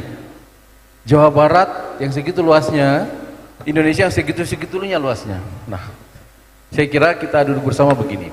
Pertama, kalau di tingkat desa, kita coba lakukan namanya drone participatory mapping. Kita coba lakukan pemetaan di setiap desa, ya dengan bantuan perguruan tinggi, ya. Kita bisa melihat peta potensi tata guna lahan di desa. Kita bisa memetakan batas desa. Kita bisa tahu di mana posisi-posisi atau tata letak yang bisa digunakan untuk pertanian, perkebunan. Jadi kalau bisa kita istilahkan itu aglomerasi. Jadi misalnya ini aglomerasi pertanian, ini aglomerasi perkebunan, ini aglomerasi perkebunan, ini untuk perdagangan. Jadi nggak boleh campur, oke? Kami sudah beberapa kali diskusi dengan Kementerian ATR BPN. Salah satunya adalah Direktorat Jenderal Survei, Pemetaan dan Pertanahan Ruang. Di sana salah satu yang kendala mereka adalah persoalan batas desa. Jadi mereka akan menata RT RW, menata RDTR, ya, itu masalahnya adalah salah satunya batas desa. Dan ini memang saya agengkan. Jadi jangan bicara tata ruang, jangan bicara batas daerah kalau batas desanya belum selesai. Nah, ini yang perlu kita peranata desa, peranata pemerintahan kah, peranata adat kah, mau peranata sosial kah yang ada di desa. Ayo kita bereskan dulu tata guna lahan di desa. Kenapa? Lahan kawasan pertanian misalnya, itu tidak dibatasi oleh wilayah administrasi. Tidak kena batas desa, misalnya ini persawahan. Seperti di Sumedang 270 desa, itu bisa lintas desa, bisa lintas kecamatan. Kalau mungkin masih subur, dia geser ke Majalengka bisa, geser ke Garut bisa gitu kan. Tapi jangan karena sudah batas daerah, batas desa, yuk ini nggak bisa lagi, ini nggak bisa lagi ditanamin padi, nggak bisa lagi ditanamin jagung misalnya. Ini persoalan. Nah sehingga teman-teman kementerian lembaga terkait di pusat itu mencoba mencari solusi baru, melakukan penataan ruang, melakukan pemetaan begitu bersama dengan instansi terkait. Kemenko Infrastruktur, Kemenko Pangan ini juga mengajak Kemendagri termasuk bagian dari kami adalah Dirjen Bina Pemerintahan Desa mencoba melihat tata guna lahan di desa. Ya, ini yang harus kita lakukan. Artinya tadi yang bilang kalau bisa ini sampai abadi tidak ada lagi alih fungsi lahan. Setelah kita petakan, ini untuk kawasan pemukiman, kita juga tidak bisa membendung kalau pertumbuhan pertumbuhan penduduk itu ya kan dia bertambah menurut deret ukur, nah kan gitu. Nah sehingga dalam langkah-langkah seperti ini kita makin memetakan potensi tata guna lahan di desa sehingga keberdayaan desa betul-betul tertata dengan baik. Kalau terkondisikan tata RDTR, RT/RW sampai dengan tata guna lahan desa ini bisa kita minimize. Tidak lagi kita dikit-dikit karena kebutuhan untuk lahan pertanian akhirnya kita ke ember, kita ke pot bunga. Tapi kita tidak bisa ganti airnya. Airnya tetap dari bumi ini. Tanahnya juga nggak bisa walaupun di hidroponik, di ember, di pot, tetap gitu kan. Nah ini yang harus kita lakukan sehingga pemerintah sebagai patron untuk menyusun regulasi untuk mengatur hadirnya itu ya saya kira ini kita coba lakukan. Bahwa lahan Indonesia itu segini-gininya kita akan bilang aglomerasi pertanian ini nggak boleh dialihfungsikan apapun gitu. Kemudian kita akan menghitung. Kenapa? Kita bisa membayangkan Sumedang yang kurang lebih 1,2 juta penduduknya, 1,1 sekian begitu, atau Jawa Barat yang 48 juta sekian penduduknya gitu, berapa piring nasi yang dibutuhkan oleh warga Jawa Barat? Berapa piring nasi yang dibutuhkan oleh warga Sumedang setiap hari? Kan tidak bisa kita konversi bahwa oke lah, selain nasi apa karbo yang lain gitu kan, kebutuhan tubuh, karbo, protein dan seterusnya. Itu adalah kebutuhan, itu ada riset gitu kan. Nah ini yang harus kita kedepankan dan butuh kolaborasi semua pihak. Teman-teman kementerian yang lain juga akan bicara. Ini bukan soal lahan saja, ini bukan soal pangan saja, ini soal kebutuhan orang. Orang itu tadi dibilang Bung Rocky, kebutuhan anatomi kita, sirkulasi di dalam tubuh kita itu membutuhkan karbo, membutuhkan protein dan itu harus kita lakukan dengan cara-cara yang organik misalnya. Nah ini yang harus kita sosialisasikan juga bahwa semua kita butuh perkembangan peradaban, pengetahuan, teknologi, industri dan seterusnya. Tapi tidak ada yang bisa mengganti karunia Tuhan namanya geografi, tanah, bumi dan air itu. Itu nggak bisa tergantikan seperti tadi dibilang oleh Mbak Maya itu. Nah sehingga pemerintah mencoba mencari sebuah konsep asal hasil riset begitu, hasil survei kita petakan dan seterusnya sehingga kita akan menyusun regulasi yang lebih memadai. Regulasi yang akan menyentuh pada seluruh level pemerintahan dari pusat sampai dengan ke desa. Kenapa? Desa juga jangan dianggap selalu hilir. Desa juga itu adalah hulunya. Karena semua sumbernya itu ada di desa. Coba saja kalau misalnya kita tata guna lahan. Kalau teman-teman ini dia ngeblok, ya kan, embargo dia mata air di Gunung Tampo Mas ini. Dia embargo dia mata air yang di Gunung Manglayang sana, yang di Jatinangor. Kita bisa bayangkan apakah tumbuh sawah di bagian selatan itu. Nah itu salah satu contohnya adalah butuh kolaborasi kita semua lintas pemerintahan. Makanya mulai hari ini ketika ada Hari Desa, pertama kali yang menjadi temanya Pak Sekda Bung Rocky adalah desa tangguh pangan dulu. Karena tangguhnya pangan desa itu untuk kemaslahatan umat, kemaslahatan desa itu, kemaslahatan warga kabupaten, kemaslahatan warga Jawa Barat, kemaslahatan warga dunia tadi. Yang disampaikan Pak Sekda yang nomor 4 dunia, kalau pangannya tidak terkendali, ya oleh dengan pemetaan dan seterusnya tadi, saya kira itu impossible. Nah sehingga kita butuhkan pencerahan yang memadai seperti dari yang mungkin secara filosofis bahwa ayo kita kembali ke desa, kita bangun desa, bertani, ayo seperti Mbak Maya sampaikan tadi. Tapi tolong kalau kami ini tidak dihantui dengan nanti kami sudah membangun pertanian, kawasan begitu, akan alih fungsi lahan, bla bla bla dan seterusnya. Semuanya memang adalah bagian dari untuk upaya-upaya kita meningkatkan kesejahteraan masyarakat, meningkatkan kualitas hidup masyarakat dan mengurangi kemiskinan. Tujuan pembangunan di desa atau di daerah kan begitu. Nah saya kira itulah upaya-upaya kita Mbak Mudi dan teman-teman yang tadi dari Toli-Toli itu bagus ya. Mudah-mudahan nanti disampaikan rekan-rekan yang ketika ada di dalam forum musyawarah-musyawarah pada level desa, pada level kecamatan dan seterusnya sampai ke atas gitu. Sampaikan bahwa hal yang paling krusial dalam membangun daerah kita adalah membangun desa kita adalah penatagunaan lahan yang memadai. Jangan dikit-dikit alih fungsi lahan, jangan dikit-dikit alih fungsi, kayak gitu ya. Ini juga tentu dunia membutuhkan, kenapa? Supaya ozonnya nggak bocor begitu, untuk mengurangi emisi ya rumah kaca dan seterusnya. Ini saya kira penting untuk masa depan peradaban manusia ke depan. Dan itu dimulai dari desa. Makanya penting kita tiap hari adalah hari desa. Jangan Pak Sikda hari desanya cuma 15 Januari, tahun depan lagi baru hari desa. Enggak. Begitu hari ini hari desa, besok 15 Januari, setiap hari hari desa. Jadi kita mulai melek desa, Mbak Modi. Kita kembali ke desa, lalu kita akan bilang, ada apa di desa? Kalau mereka tidak datang, ada apa dengan desa? Ini yang saya ingin sampaikan kepada teman-teman semua, bahwa sebetulnya tadi adalah bicara cinta. Kalau saya bicara bahwa kebahagiaan yang hakiki itu adanya di desa. Desa bahagia, Indonesia bahagia. Terima kasih. Terima kasih. Berarti tadi langkah yang sudah dilakukan pemerintah dan akan dilakukan terus adalah pemetaan setiap desa atas potensi lokal yang ada ya. Betul ya Bapak? Dan tata olah lahan potensi-potensi yang ada di desa.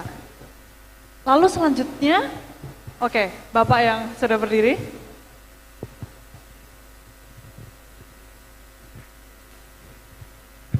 Silakan Bapak perkenalan diri dulu, dari desa mana?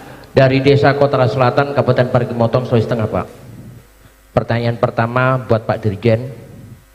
Kebetulan kan ada ketahanan pangan itu minimal 20%. Kami di pemerintah desa, terutama di luar Jawa, karena kita kan tidak punya lahan kalau di desa, Pak. Kita mau ingin memperkuat ketahanan pangan itu lewat petani milenial. Kendalanya, Pak, begitu kita di anggaran ketahanan pangan tidak ada sewa lahan, Pak. Sewa lahan kalau di kode rekening itu tidak ada. Harapan kami, Pak, dari pemerintah desa agar Dirjen itu mengeluarkan kode rekening itu yang bisa sewa lahan. Karena kami pemerintah desa yang rata-rata di luar Jawa itu tidak punya lahan desa, Pak. Supaya itu tidak terjadi kendala kalau kita mau ingin menciptakan petani milenial, sewa lahannya juga bisa. Itu kendala kita. Kemudian yang kedua buat Pak Rocky Gerung, saya alhamdulillah sangat ngefans dengan beliau. Saya hanya minta oleh-oleh pulang, bagaimana motivasi kita itu sebagai kepala desa supaya mengabdi itu betul-betul bisa berjuang untuk mensejahterakan masyarakatnya, terutama bagi para petani milenial. Itu yang paling penting. Kemudian yang ketiga sama Ibu Maya, kebetulan kami, masyarakat kami ini hampir mayoritas petani, Bu. Kami sudah mencoba petani organik. Kalau Ibu Maya berkenan, berikan kami nomor HP supaya siapa tahu kita bisa berhubungan, minta petunjuk lewat HP. Itu yang paling penting. Bahkan kalau bisa, seandainya Ibu Maya berkenan, kita undang di Parigi Motong di Desa Kota Selatan untuk membina petani organik. Terima kasih, Bu. Terima kasih banyak Bapak. Jadi yang pertama ada pertanyaan untuk Pak Dirjen. Kendala tidak punya lahan untuk petani milenial. Jadi langkah apa yang harusnya dilakukan pemerintah, Pak? Baik, di desa itu kan memang tidak semuanya punya berkah tanah desa atau tanah kas desa ya. Kemudian mungkin ada lahan yang bisa digunakan. Resource-nya dia terbatas, kita harus akui bahwa desa itu hidup dengan beberapa pendapatannya, antara lain dana desa atau ADD. Nah, dengan dana desa sebetulnya saya juga akan diskusi dengan teman-teman di kementerian terkait, termasuk Kementerian Desa, bahwa yang akan menjadi bagian program prioritas untuk penggunaan dana desa itu salah satunya sebetulnya adalah ketahanan pangan dan hewani itu. Saya kira itu visible di sana memang. Cuma mungkin kita akan lihat soal sewa lahan tadi. Ya, kita akan diskusikan. Terima kasih masukannya. Jadi seperti apa penggunaan misalnya resource yang ada di desa, termasuk dana desa misalnya, dengan pendapatan yang seperti itu. Apakah mungkin untuk mendukung ketahanan pangan dalam perspektif tadi, ya sewa lahan untuk itu, ya saya kira dengan perencanaan yang baik tentu diawali dengan musyawarah di tingkat desa. Musyawarah desa dilakukan bersama BPD dan semua entitas pemerintahan desa. Nanti kami coba lihat ya, kalau misalnya dalam konteks perencanaan anggaran di APBD itu ya, dari desa namanya KKN, kodifikasi, klasifikasi dan nomenklatur. Jika itu visible memungkinkan, sebetulnya rumahnya sudah ada. Ya, dana desa itu bisa digunakan untuk ketahanan pangan, termasuk hewani ya. Saya kira begitu. Dan kalau misalnya ada kodifikasi atau klasifikasi untuk itu memungkinkan, saya kira bisa kita coba koordinasikan. Nanti kita siapkan semacam instrumen operasional dari pemerintah pusat dalam bentuk semacam norma atau kriteria hal-hal yang teknis yang sehingga bisa di-apply teman-teman Pemda termasuk juga oleh pemerintah desa tentunya. Ya, makasih. Terima kasih Bapak. Apakah sudah menjawab? Selanjutnya pertanyaan untuk Bung Rocky. Tolong diberi motivasi nih Bung untuk kepala desa agar mensukseskan petani milenial. Silahkan. Ini hal yang selalu jadi kecemasan kita. Kita ingin ada bonus demografi, kita andalkan masa depan pada the millennials, tetapi kapasitas itu kelihatannya belum dimaksimalkan. Misalnya begini, kepala desa dia mesti milih apakah dana desa itu akan dia pakai untuk attacking poverty atau dia akan pakai untuk promoting capacity itu. Pilih aja. Ada uang, mau dipakai untuk memberantas kemiskinan atau mau dipakai untuk mempromosikan keunggulan. Itu memang harus datang dari rembuk desa pasti kan. Sebuah desa misalnya memilih, oke, saya tahu ada kemiskinan, tetapi saya bisa tunda sedikit kesabaran itu. Bicara misalnya dengan emak-emak, mulailah dengan nanam dulu di halaman. Karena dananya mau dipakai untuk mencari apa keunggulan desa itu. Comparative advantage-nya apa atau competitive advantage-nya apa. Jadi dana itu akan dipakai inline dengan desain yang hendak diunggulkan. Tapi sekali lagi, ini memerlukan percakapan antara masyarakat di situ tuh. Kalau kita dapat kesimpulan itu, desa A keunggulan komparatifnya adalah soal cabai. Kita bikin kesepakatan dengan desa B. Desa B keunggulan komparatifnya adalah tomat. Oke. Jadi ada semacam pembagian kerja yang diatur dengan mekanisme demokratis tuh. Maka dua desa itu kemudian bisa menghasilkan sambal yang udah dikemas dengan keunggulan masing-masing. Sekarang pertanyaannya, bagaimana peran milenial di situ?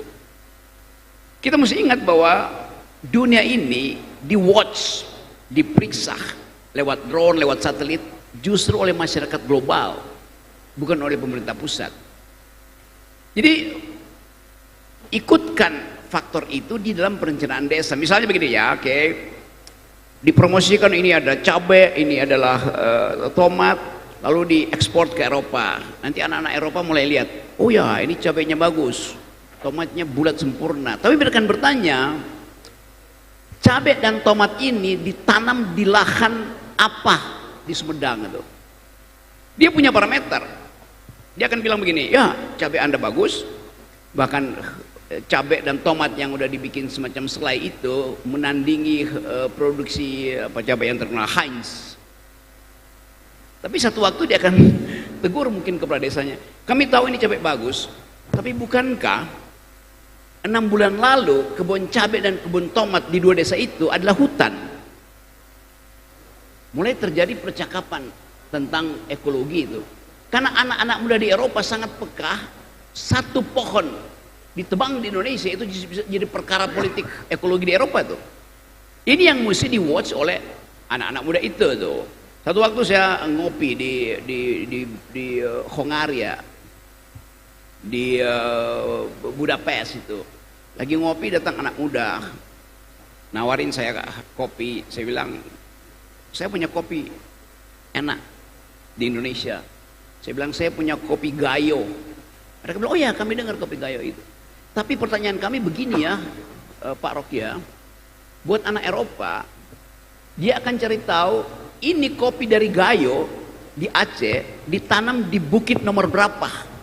Bayangkan. Mereka bikin peta virtual tentang bukit-bukit itu. Kok kita bilang misalnya itu bukit nomor sekian, walaupun kita nggak tahu. Lalu kita tanya, kenapa Anda mesti tahu dari bukit nomor berapa? Karena kami ingin tahu 2 tahun lalu bukit ini masih hutan atau udah jadi kebun kopi. Itu problem. Begitu misalnya mereka tahu, oh tadinya itu hutan, kenapa sekarang jadi kebun kopi? Dia akan provokasi partai hijau dan partai buruh di Eropa untuk menghalangi ekspor kopi kita ke Eropa. Sedemikian pekahnya soal environmental ethics itu. Bagi mereka misalnya, dia nggak peduli mau pemerintahan siapa presidennya, tetapi bagi mereka, agama baru mereka adalah ekologi, environmental. Itu dasarnya tuh. Jadi kita juga mesti perhatikan itu. Nah, sekali lagi, inilah yang kita sebut sebagai desa itu harus kita anggap sebagai rahimnya negara. Hutan di desa, kalau dia dipapas, itu artinya merusak rahim negara. Rahim kemakmuran. Ini ada lahan di sini. Lahan ini punya perhutani. Lalu datang peneliti, dia teliti ternyata di bawah sini ada emas. Sekarang prinsipnya apa? Mempertahankan hak perhutani atau ini jadi barang punya ESDM di bawah itu. Timbul konflik. Tapi mesti dikasih skalanya, apa yang lebih penting itu? Hutan atau emas? Itu dasarnya kan. Jadi itu pilihan-pilihan etis sebetulnya. Yang sekarang jadi heboh di seluruh dunia tuh. Jadi saya mau menganggap bahwa desa itu adalah rahimnya negara. Dan kita semua tahu rahim itu adalah milik perempuan. Dan hanya perempuan yang peka terhadap ketidakadilan itu. Karena dari rahim perempuan, sejak dia mengandung bayinya, si ibu sudah membagi nutrisi dengan bayinya.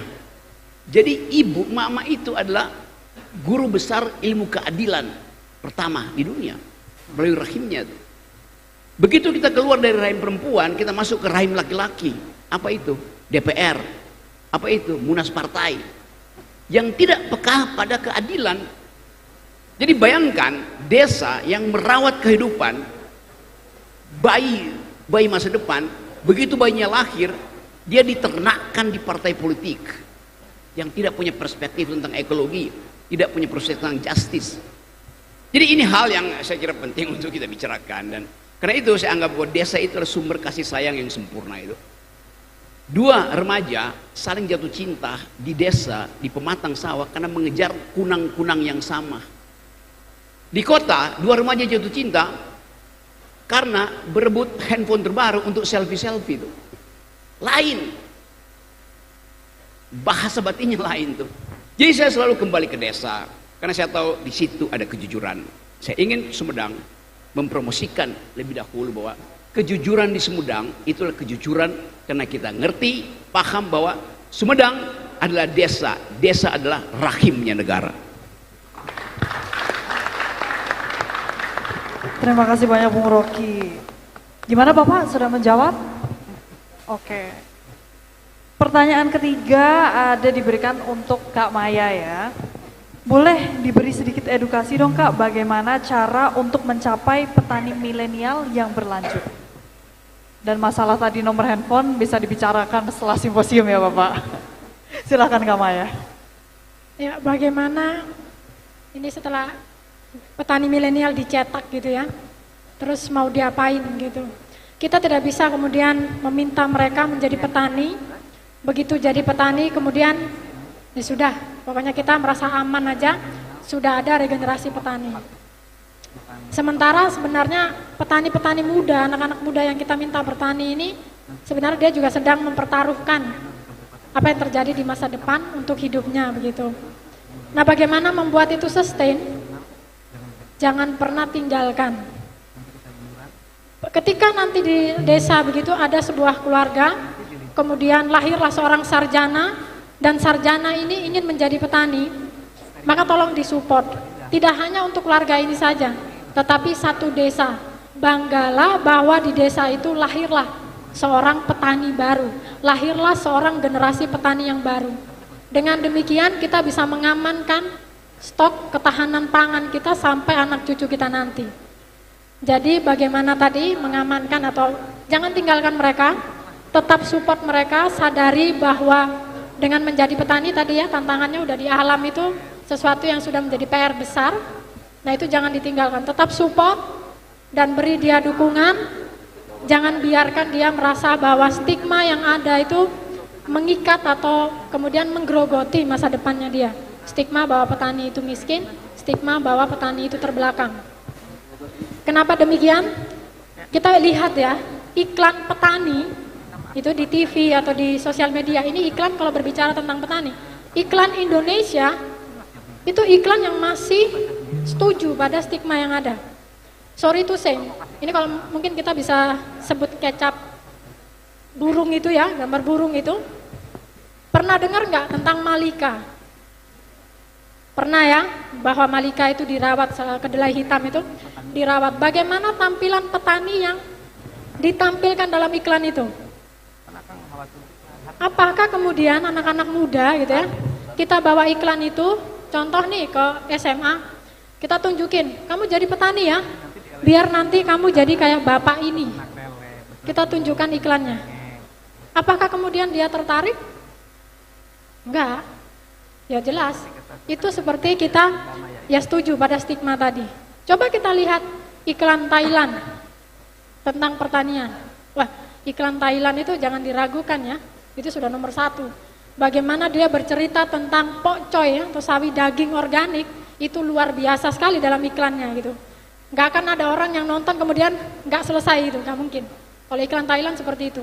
Mereka menampilkan sosok petani yang baik, kemudian humoris. Itu iklan Thailand. Bagaimana dengan iklan petani di luar negeri, di Eropa atau Amerika? Kita mengenal sosok cowboy. Keren kan? Iklan-iklan mereka menampilkan sosok petani itu dengan naikin bernunggang kuda gitu, kemudian dengan kostum cowboynya, dengan celana jeans, kemudian hem kotak-kotaknya gitu. Sosok-sosok yang wih kerennya kalau jadi petani atau jadi peternak gitu. Nah ini yang harus kita rubah sama-sama. Ketahanan pangan yang dimulai dari desa harus disadari bahwa itu adalah bentuk kepedulian. Jadi bentuk support kita, bahwa kita butuh ya kita harus peduli. Itu saya rasa. Baik, terima kasih Kak Maya. Gimana Bapak, sudah menjawab? Oke. Beralih ke yang ingin bertanya selanjutnya. Oke, Bapak yang di belakang. Yang di belakang? Ya. Ya, yang tunjuk tangan. Ya, yang belakang ya. Yang pakai topi.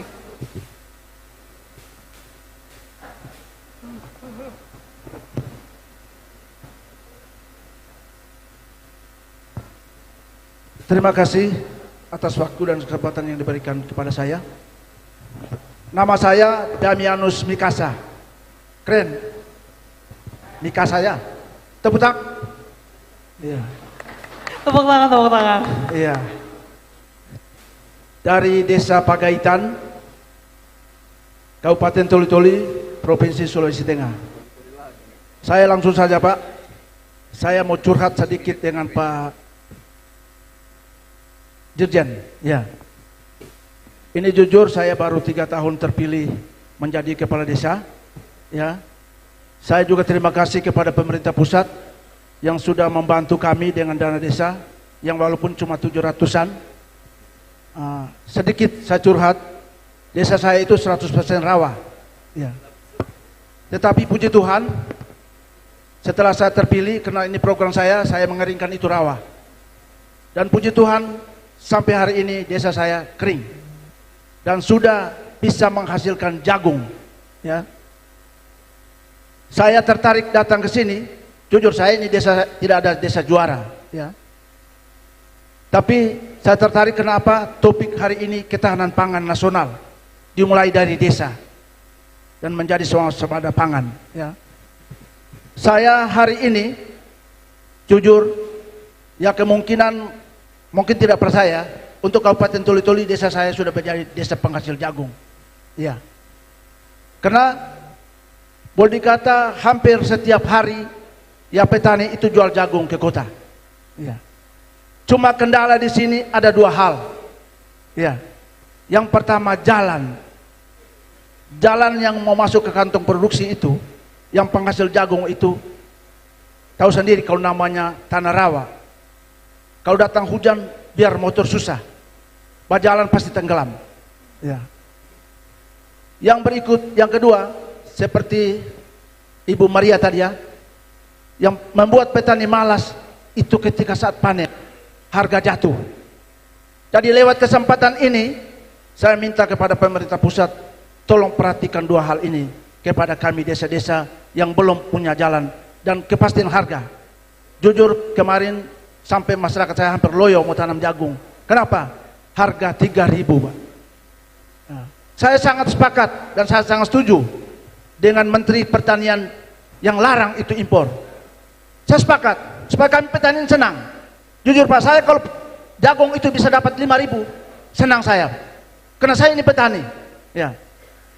Kalau beras itu bisa dapat 10.000 ke atas, senang juga kita. Barangkali itu, terima kasih. Terima kasih, boleh tepuk tangannya untuk Desa Padaikan dari Sulawesi Tengah. Oke, bisa dijawab Bapak Dirjen? Dipersilakan. Ini dari Toli-Toli semua ya. Makasih Mbak Modi. Harusnya Pak Noval ini yang jawab nih, salah satu direktur kami dari Toli-Toli. Baik, singkatnya kalau saya tangkap tadi adalah bagaimana untuk mendukung infrastruktur di pedesaan, termasuk jalan desa. Nah gini, Kadis PMD-nya ada Kadis PMD Sulawesi Tengah atau Toli-Toli? Oke, nanti. Baik, kami catat ya, saya minta tolong Pak Sesdijen, Pak Murtono, Pak Noval dengan Bu Lucia, direktur kami, Pak Bahri ini, perencanaan keuangan desa ini pakarnya. Satu hal yang memang selama ini tidak terlaksana atau tidak terjadi di setiap pemerintah daerah adalah kadang-kadang masing-masing sektor, Bung Rocky, itu jalan sendiri-sendiri. Maksud saya begini, OPD, lembaga teknis daerah atau badan daerah, ya kan, yang melaksanakan urusan konkurennya di daerah kabupaten kotanya, itu dia one man show.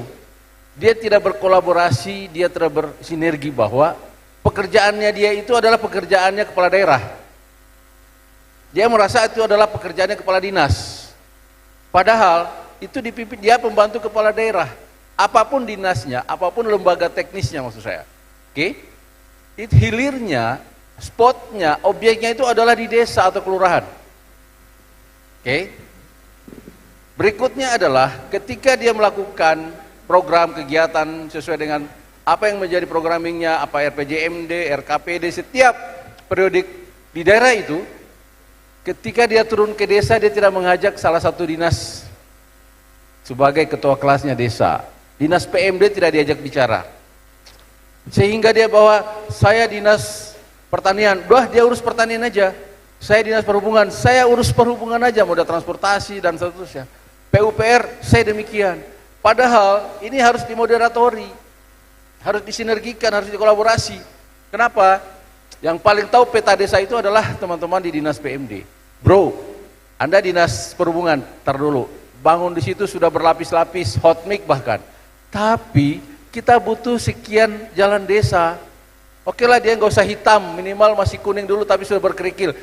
Itu dibuka. Kenapa? Itu akses untuk pertanian, akses untuk pangan dan seterusnya. Kenapa jadi mahal? Dia penghasil pangan, dia penghasil beras, dia penghasil jagung, dia penghasil buah-buahan. Tapi kok di kabupaten itu mahal? Karena itu tadi, orang akan mengambil hasilnya dari daerah lain, itu transportasinya mahal. Nah ini tidak dimoderatori sehingga dibutuhkan kerjasama lintas OPD. Harus dimoderatori bahwa tolong ini diprioritaskan. Jalan dulu yang di sini dulu diprioritaskan. Jangan dulu hot mic di sana. Masih ini yang lebih priority. Begitu juga sampaikan kepada dinas PUPR atau Cipta Karya. Sampaikan bahwa ini butuh pengairan supaya nanti tadi tidak kering itu. Kalau tidak seumur nanti sampai kiamat di kampung kami ini tidak akan ada sawah kecuali sawah tak ada hujan yang mungkin itu secara periodik juga. Nah ini menjadi tantangan bagi kami. Kami sudah sampaikan ke internal kami. Kami sendiri di Kemendagri Bina Pemdes itu, saya sudah mengajak teman-teman saya para direktur bahwa Anda akan membangun desa, Anda akan menata desa serepublik ini, harus kita ajak teman-teman baik internal maupun eksternal. Maksud saya, kalau kami menata desa harus kami undang teman-teman yang mengampu kepala daerah, supaya kepala daerah itu juga bagaimana menata desanya. Jangan kami cuma karena habitnya dengan ekosistem pemerintah desa, yang kita undang kepala desa directly. Teman-teman kami di Otda misalnya, begitu juga di Bangda ketika menyusun RPJMD, RKPD yang akan inline bridging antara RPJMDes dengan RPJMD misalnya, dengan RPJMN misalnya. Nah kami akan undang juga Bangda, lintas komponen. Begitu juga dengan kementerian lembaga. Kami sampaikan kepada teman-teman saya. Kita sering diundang ke Menko, kementerian terkait. Nah suatu momen kita undang mereka juga. Ada apa dengan desa? Atau apakah Anda melek desa hari ini? Sejauh-jauhnya kita membangun republik ini, kalau tidak sampai ke desa, itu tidak sampai di hilir. Hanya akan sampai di pada sasaran by program kegiatan, mungkin by DIPA, mohon maaf. Tapi kalau misalnya kita akan mendapatkan outcome yang dicita-citakan oleh Bapak Presiden, ya, dan Bapak Presiden dengan semua rencana pembangunan yang sudah didesain sedemikian rupa baik secara periodik, tahunan, menengah, bahkan jangka panjang, harus kita lakukan kolaborasi seperti itu. Harus kita sampaikan bahwa Anda tidak bisa one man show menyelenggarakan urusan pemerintahan di daerah. Begitu juga sampai dengan tingkat desa. Kami akan coba, mohon doanya, ini akan menjadi prototipe baru kami bagaimana membangun desa ke depan. Saya jujur pribadi sebagai orang desa juga terharu. Sehingga memang ketika diamini oleh Pak Menteri mengendorse untuk berkenan ditetapkannya Hari Desa sebagai dengan ketetapan Presiden. Nah, menurut hemat kami kita akan mulai melek desa. Tiap hari desa, kita agungkan desa itu. Jangan desa itu kita abaikan. Jangan lagi menjadi desa yang saya bilang tadi pagi itu tidak dirindukan gitu. Nah, sehingga termasuk di Toli-Toli tolong kami disampaikan data yang presisi, betul-betul yang reasonable. Kenapa? Sudah berapa lama lahan di sana itu yang tidak tersentuh pengairan misalnya? Dinas PUPR-nya apa seperti apa? Dinas perhubungannya itu bagaimana sehingga tidak ada jalan desa? Toh kalau tidak ada jalan menurut PUPR ada jalan tani, ya kan? Nah, ini butuh kolaborasi supaya tidak masing-masing one man show sesuai dengan tusinya masing-masing sehingga programnya kadang-kadang bisa pelipur lara misalnya. Nah, ini saya kira butuh evaluasi kita dan saya yakin semuanya sudah melakukan dengan sangat maksimal di setiap level pemerintahan. Namun tolong ya, ini melalui sebuah pergumulan yang luar biasa, ini sebuah ikhtiar. Mudah-mudahan kalau kita menata desa, karena apa? Warganya itu tinggalnya di desa. Ya kan? Semua warga kita ini hampir 280 juta penduduk Indonesia hari ini itu tinggalnya di desa atau kelurahan. Nggak ada yang tinggal di antara langit dan bumi. Kalau kita tidak agungkan desa dan kelurahan, lalu siapa yang akan kita gitu? Nah, ini mudah-mudahan mohon izin ya ke depan akan menjadi tantangan bagi kami juga di level pemerintah pusat, akan berkolaborasi bersinergi dengan teman-teman kementerian lembaga, para expert untuk melihat gitu. Pemerintah hanya memberikan guidance, patron sebagai regulator di sana. Tapi kita butuhkan riset, survei membuktikan data seperti ini, hasil yang presisi. Kita coba akan elaborasi, kita punya namanya ada evaluasi perkembangan desa kelurahan yang akan kita upgrade terus. Kita kolaborasi dengan BPS tentang KODES dan beberapa indeks-indeks yang berkaitan dengan irisan dalam rangka pembangunan desa ke depan. Terima kasih masukannya dari Toli-Toli. Ini akan menjadi pekerjaan rumah bagi kami dan insya Allah akan memantik kerja keras kami ke depan untuk membangun desa yang kita banggakan. Terima kasih. Baik, terima kasih. Boleh tepuk tangannya. Berarti memang perlu kolaborasi dari berbagai unsur ya Pak, bukan hanya pemerintah saja yang memberi regulasi, tapi masyarakat juga perlu implementasi, begitu ya. Nah, saya penasaran dari Bapak Sekda, di Jawa Barat ini ada salah satu desa yang mandiri, cuman dari Cengek nih Pak. Nah, Bapak boleh di-share pengalamannya bagaimana bisa sampai titik tersebut Pak, mencapai kesuksesan tersebut. Bapak Ibu sekalian, yang tadi ya, kuncinya kita harus hadir. Ya, hati kita harus hadir di desa ini. Tentu teman-teman warga desa ya udah pasti, demikian juga kecamatan, kabupaten, provinsi dan terusnya sampai dengan pusat, tidak ada yang tidak mungkin kalau cinta itu hadir di desa. Dan lazimnya kalau di Sunda itu apa ya, nyisip dalam silip sindir simbol siloka sasmita, dalam kearifan-kearifan cinta itu nyisipnya dalam budaya.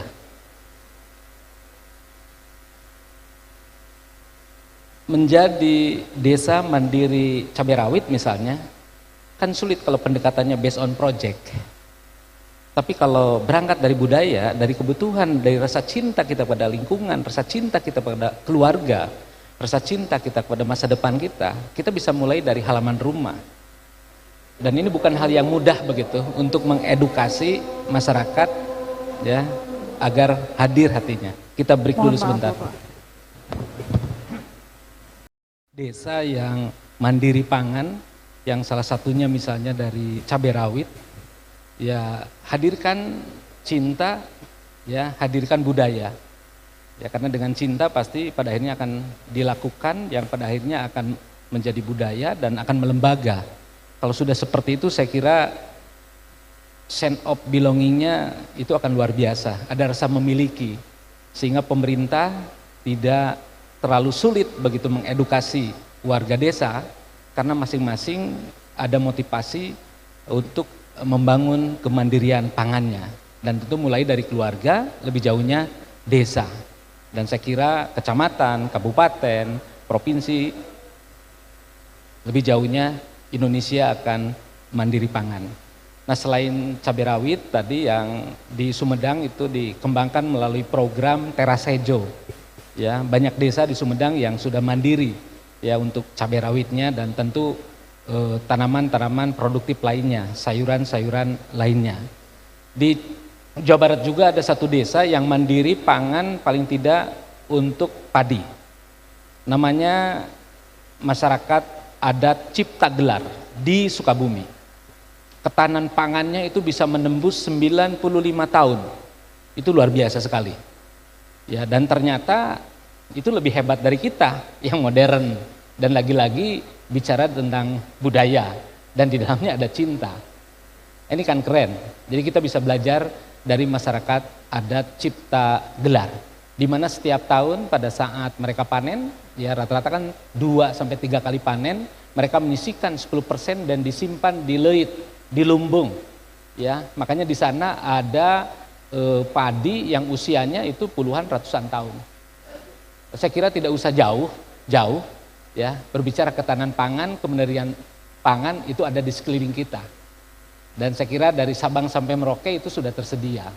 Bagaimana kita menggalinya kembali, menggugahnya kembali, ya karena hari ini kita sudah terdisrupsi, terganggu, tereduksi dengan budaya modern yang ingin poktorolong kalau kata orang Sunda, ingin langsung cepat saji, ingin bypass. Nah, sementara kultur kita kan berproses. Saya kira seperti itu Mbak ya, di Sumedang, demikian juga di Jawa Barat, lebih jauhnya di Indonesia, saya kira tidak jauh berbeda. Hadirkan cinta, hadirkan budaya, insya Allah persoalan pangan bisa kita selesaikan. Dan bukan sebatas project. Kalau sudah based on project itu sangat sulit ya, tidak akan optimal. Ya karena pendekatannya pendekatan logika saja. Padahal di sini kan membutuhkan pendekatan spiritual. Ya Bapak, berarti hadirkan cinta dan hadirkan budaya. Ya. Jadi kita akan mensukseskan desa untuk Indonesia. Begitu ya Pak? Oke, sudah tiba juga di penghujung acara kita pada kali ini. Jadi untuk menutup acara nih, kita akan bertanya masing-masing closing statement dari masing-masing narsum yang sudah ada di depan kita semua. Oke, dimulai dari Bung Rocky. Boleh diberi closing statementnya Bung, silakan. Istilah closing statement itu seolah-olah menyelesaikan persoalan. Padahal kita baru membuka persoalan. Jadi yang diperlukan bukan closing statement, tapi closing ideas. Ide penyimpul, itu maksudnya tuh. Kita mau simpulkan bahwa kita cicil energi kita untuk bertahan di dalam keadaan yang memungkinkan kita frustrasi. Hari-hari ini kita dalam suasana frustrasi, melihat perkembangan politik yang masih penuh gejala, intip mengintip antar partai, sikut menyikut antar tokoh, ketidak konsistenan di dalam kabinet, karena itu sangat mungkin akan ada evaluasi oleh Presiden Prabowo dalam 100 hari ke depan. Tetapi yang harus jadi permanen adalah keinginan kita untuk merawat republik ini. Republik itu dimulai dari desa. Kepala desa itu lebih penting dari kepala negara. Kita ya tanpa kepala negara kita hidup, tapi tanpa kepala desa kita nggak tahu apa yang akan diucapkan oleh tetangga saya pada saya. Karena kepala desanya mungkin lagi pakai baju rompi oranye di KPK. Jadi sekali lagi saya ingin supaya kita rawat republik ini. Republik dari awal dimaksudkan untuk menghasilkan kebaikan bersama. Itu dasarnya. Tapi kita mulai cemas bahwa oke, ada Pak Prabowo ingin supaya ekonomi tumbuh 8% itu. Walaupun sekarang kabinetnya mulai ubah sedikit, kan 8% itu dianggap susah untuk dicapai. Oke, menuju 8%. Waktu menuju 8% artinya akan ada ecological footprint. Berapa persen? Bertumbuh 8% akan ada pabrik dibangun, artinya akan ada karbon diproduksi. Bertumbuh 8% artinya akan ada lahan untuk dijadikan food estate misalnya. Pasti di situ ada ukuran carbon tradingnya berapa yang akhirnya terlepas ke angkasa kan. Tetapi itulah pilihan-pilihan sulit bagi kita tuh, bahwa kita ingin mempercepat pengentasan kemiskinan, kita ingin supaya ada keakraban di desa. Tapi selalu pertanyaannya adalah, nanti pemerintah mau bantu apa? Itu pertanyaan yang justru menyebabkan kita pasif untuk menghasilkan harapan. Jadi harusnya ucapkan sesuatu dan jadikan ucapan itu peristiwa yang memungkinkan kita berharap. Jadi saya balik lagi logikanya, Anda mesti anggap bahwa pemerintah pusat lagi pesimis, maka Anda yang mesti optimis.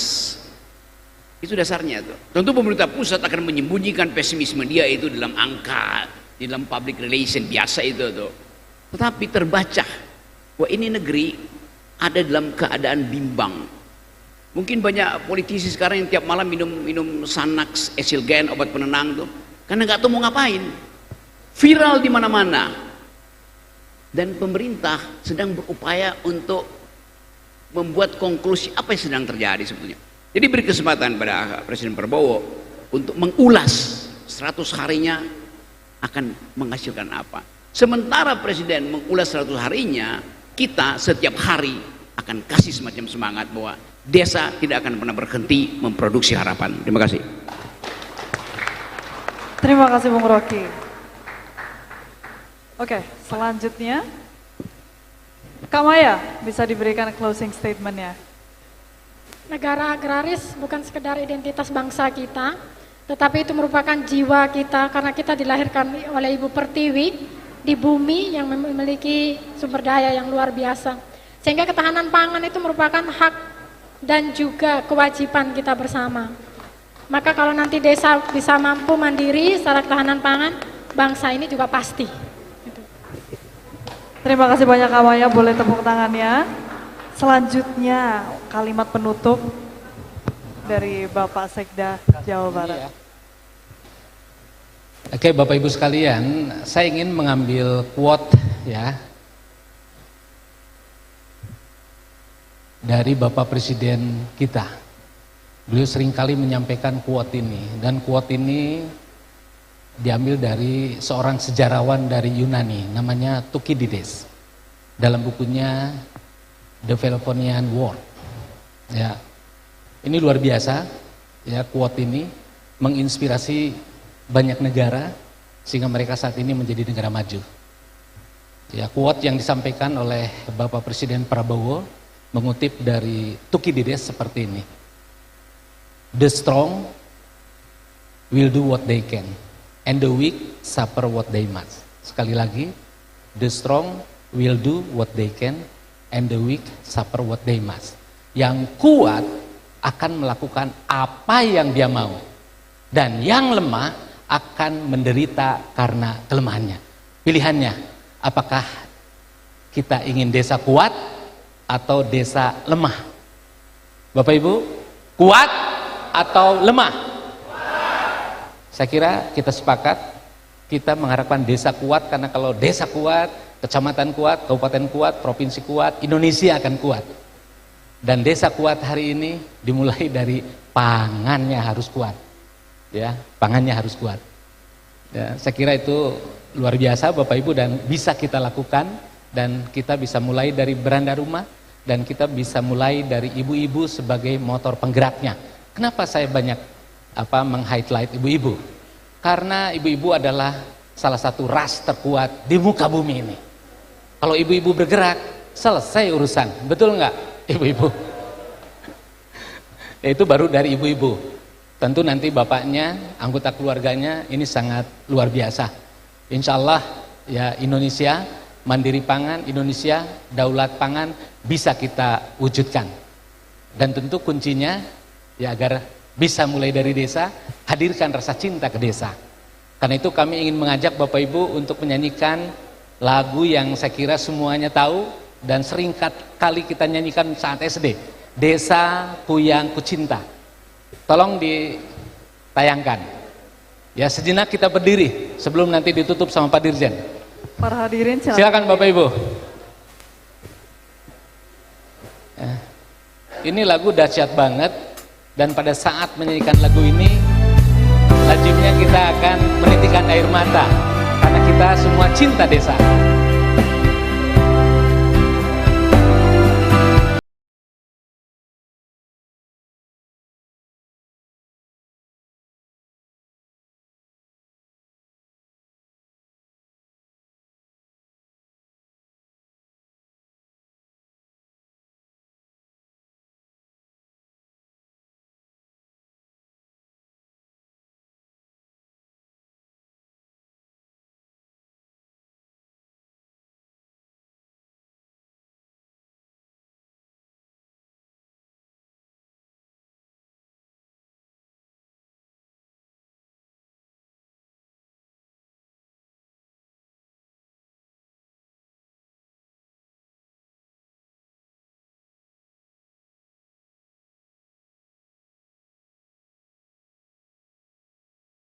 Tepuk tangan.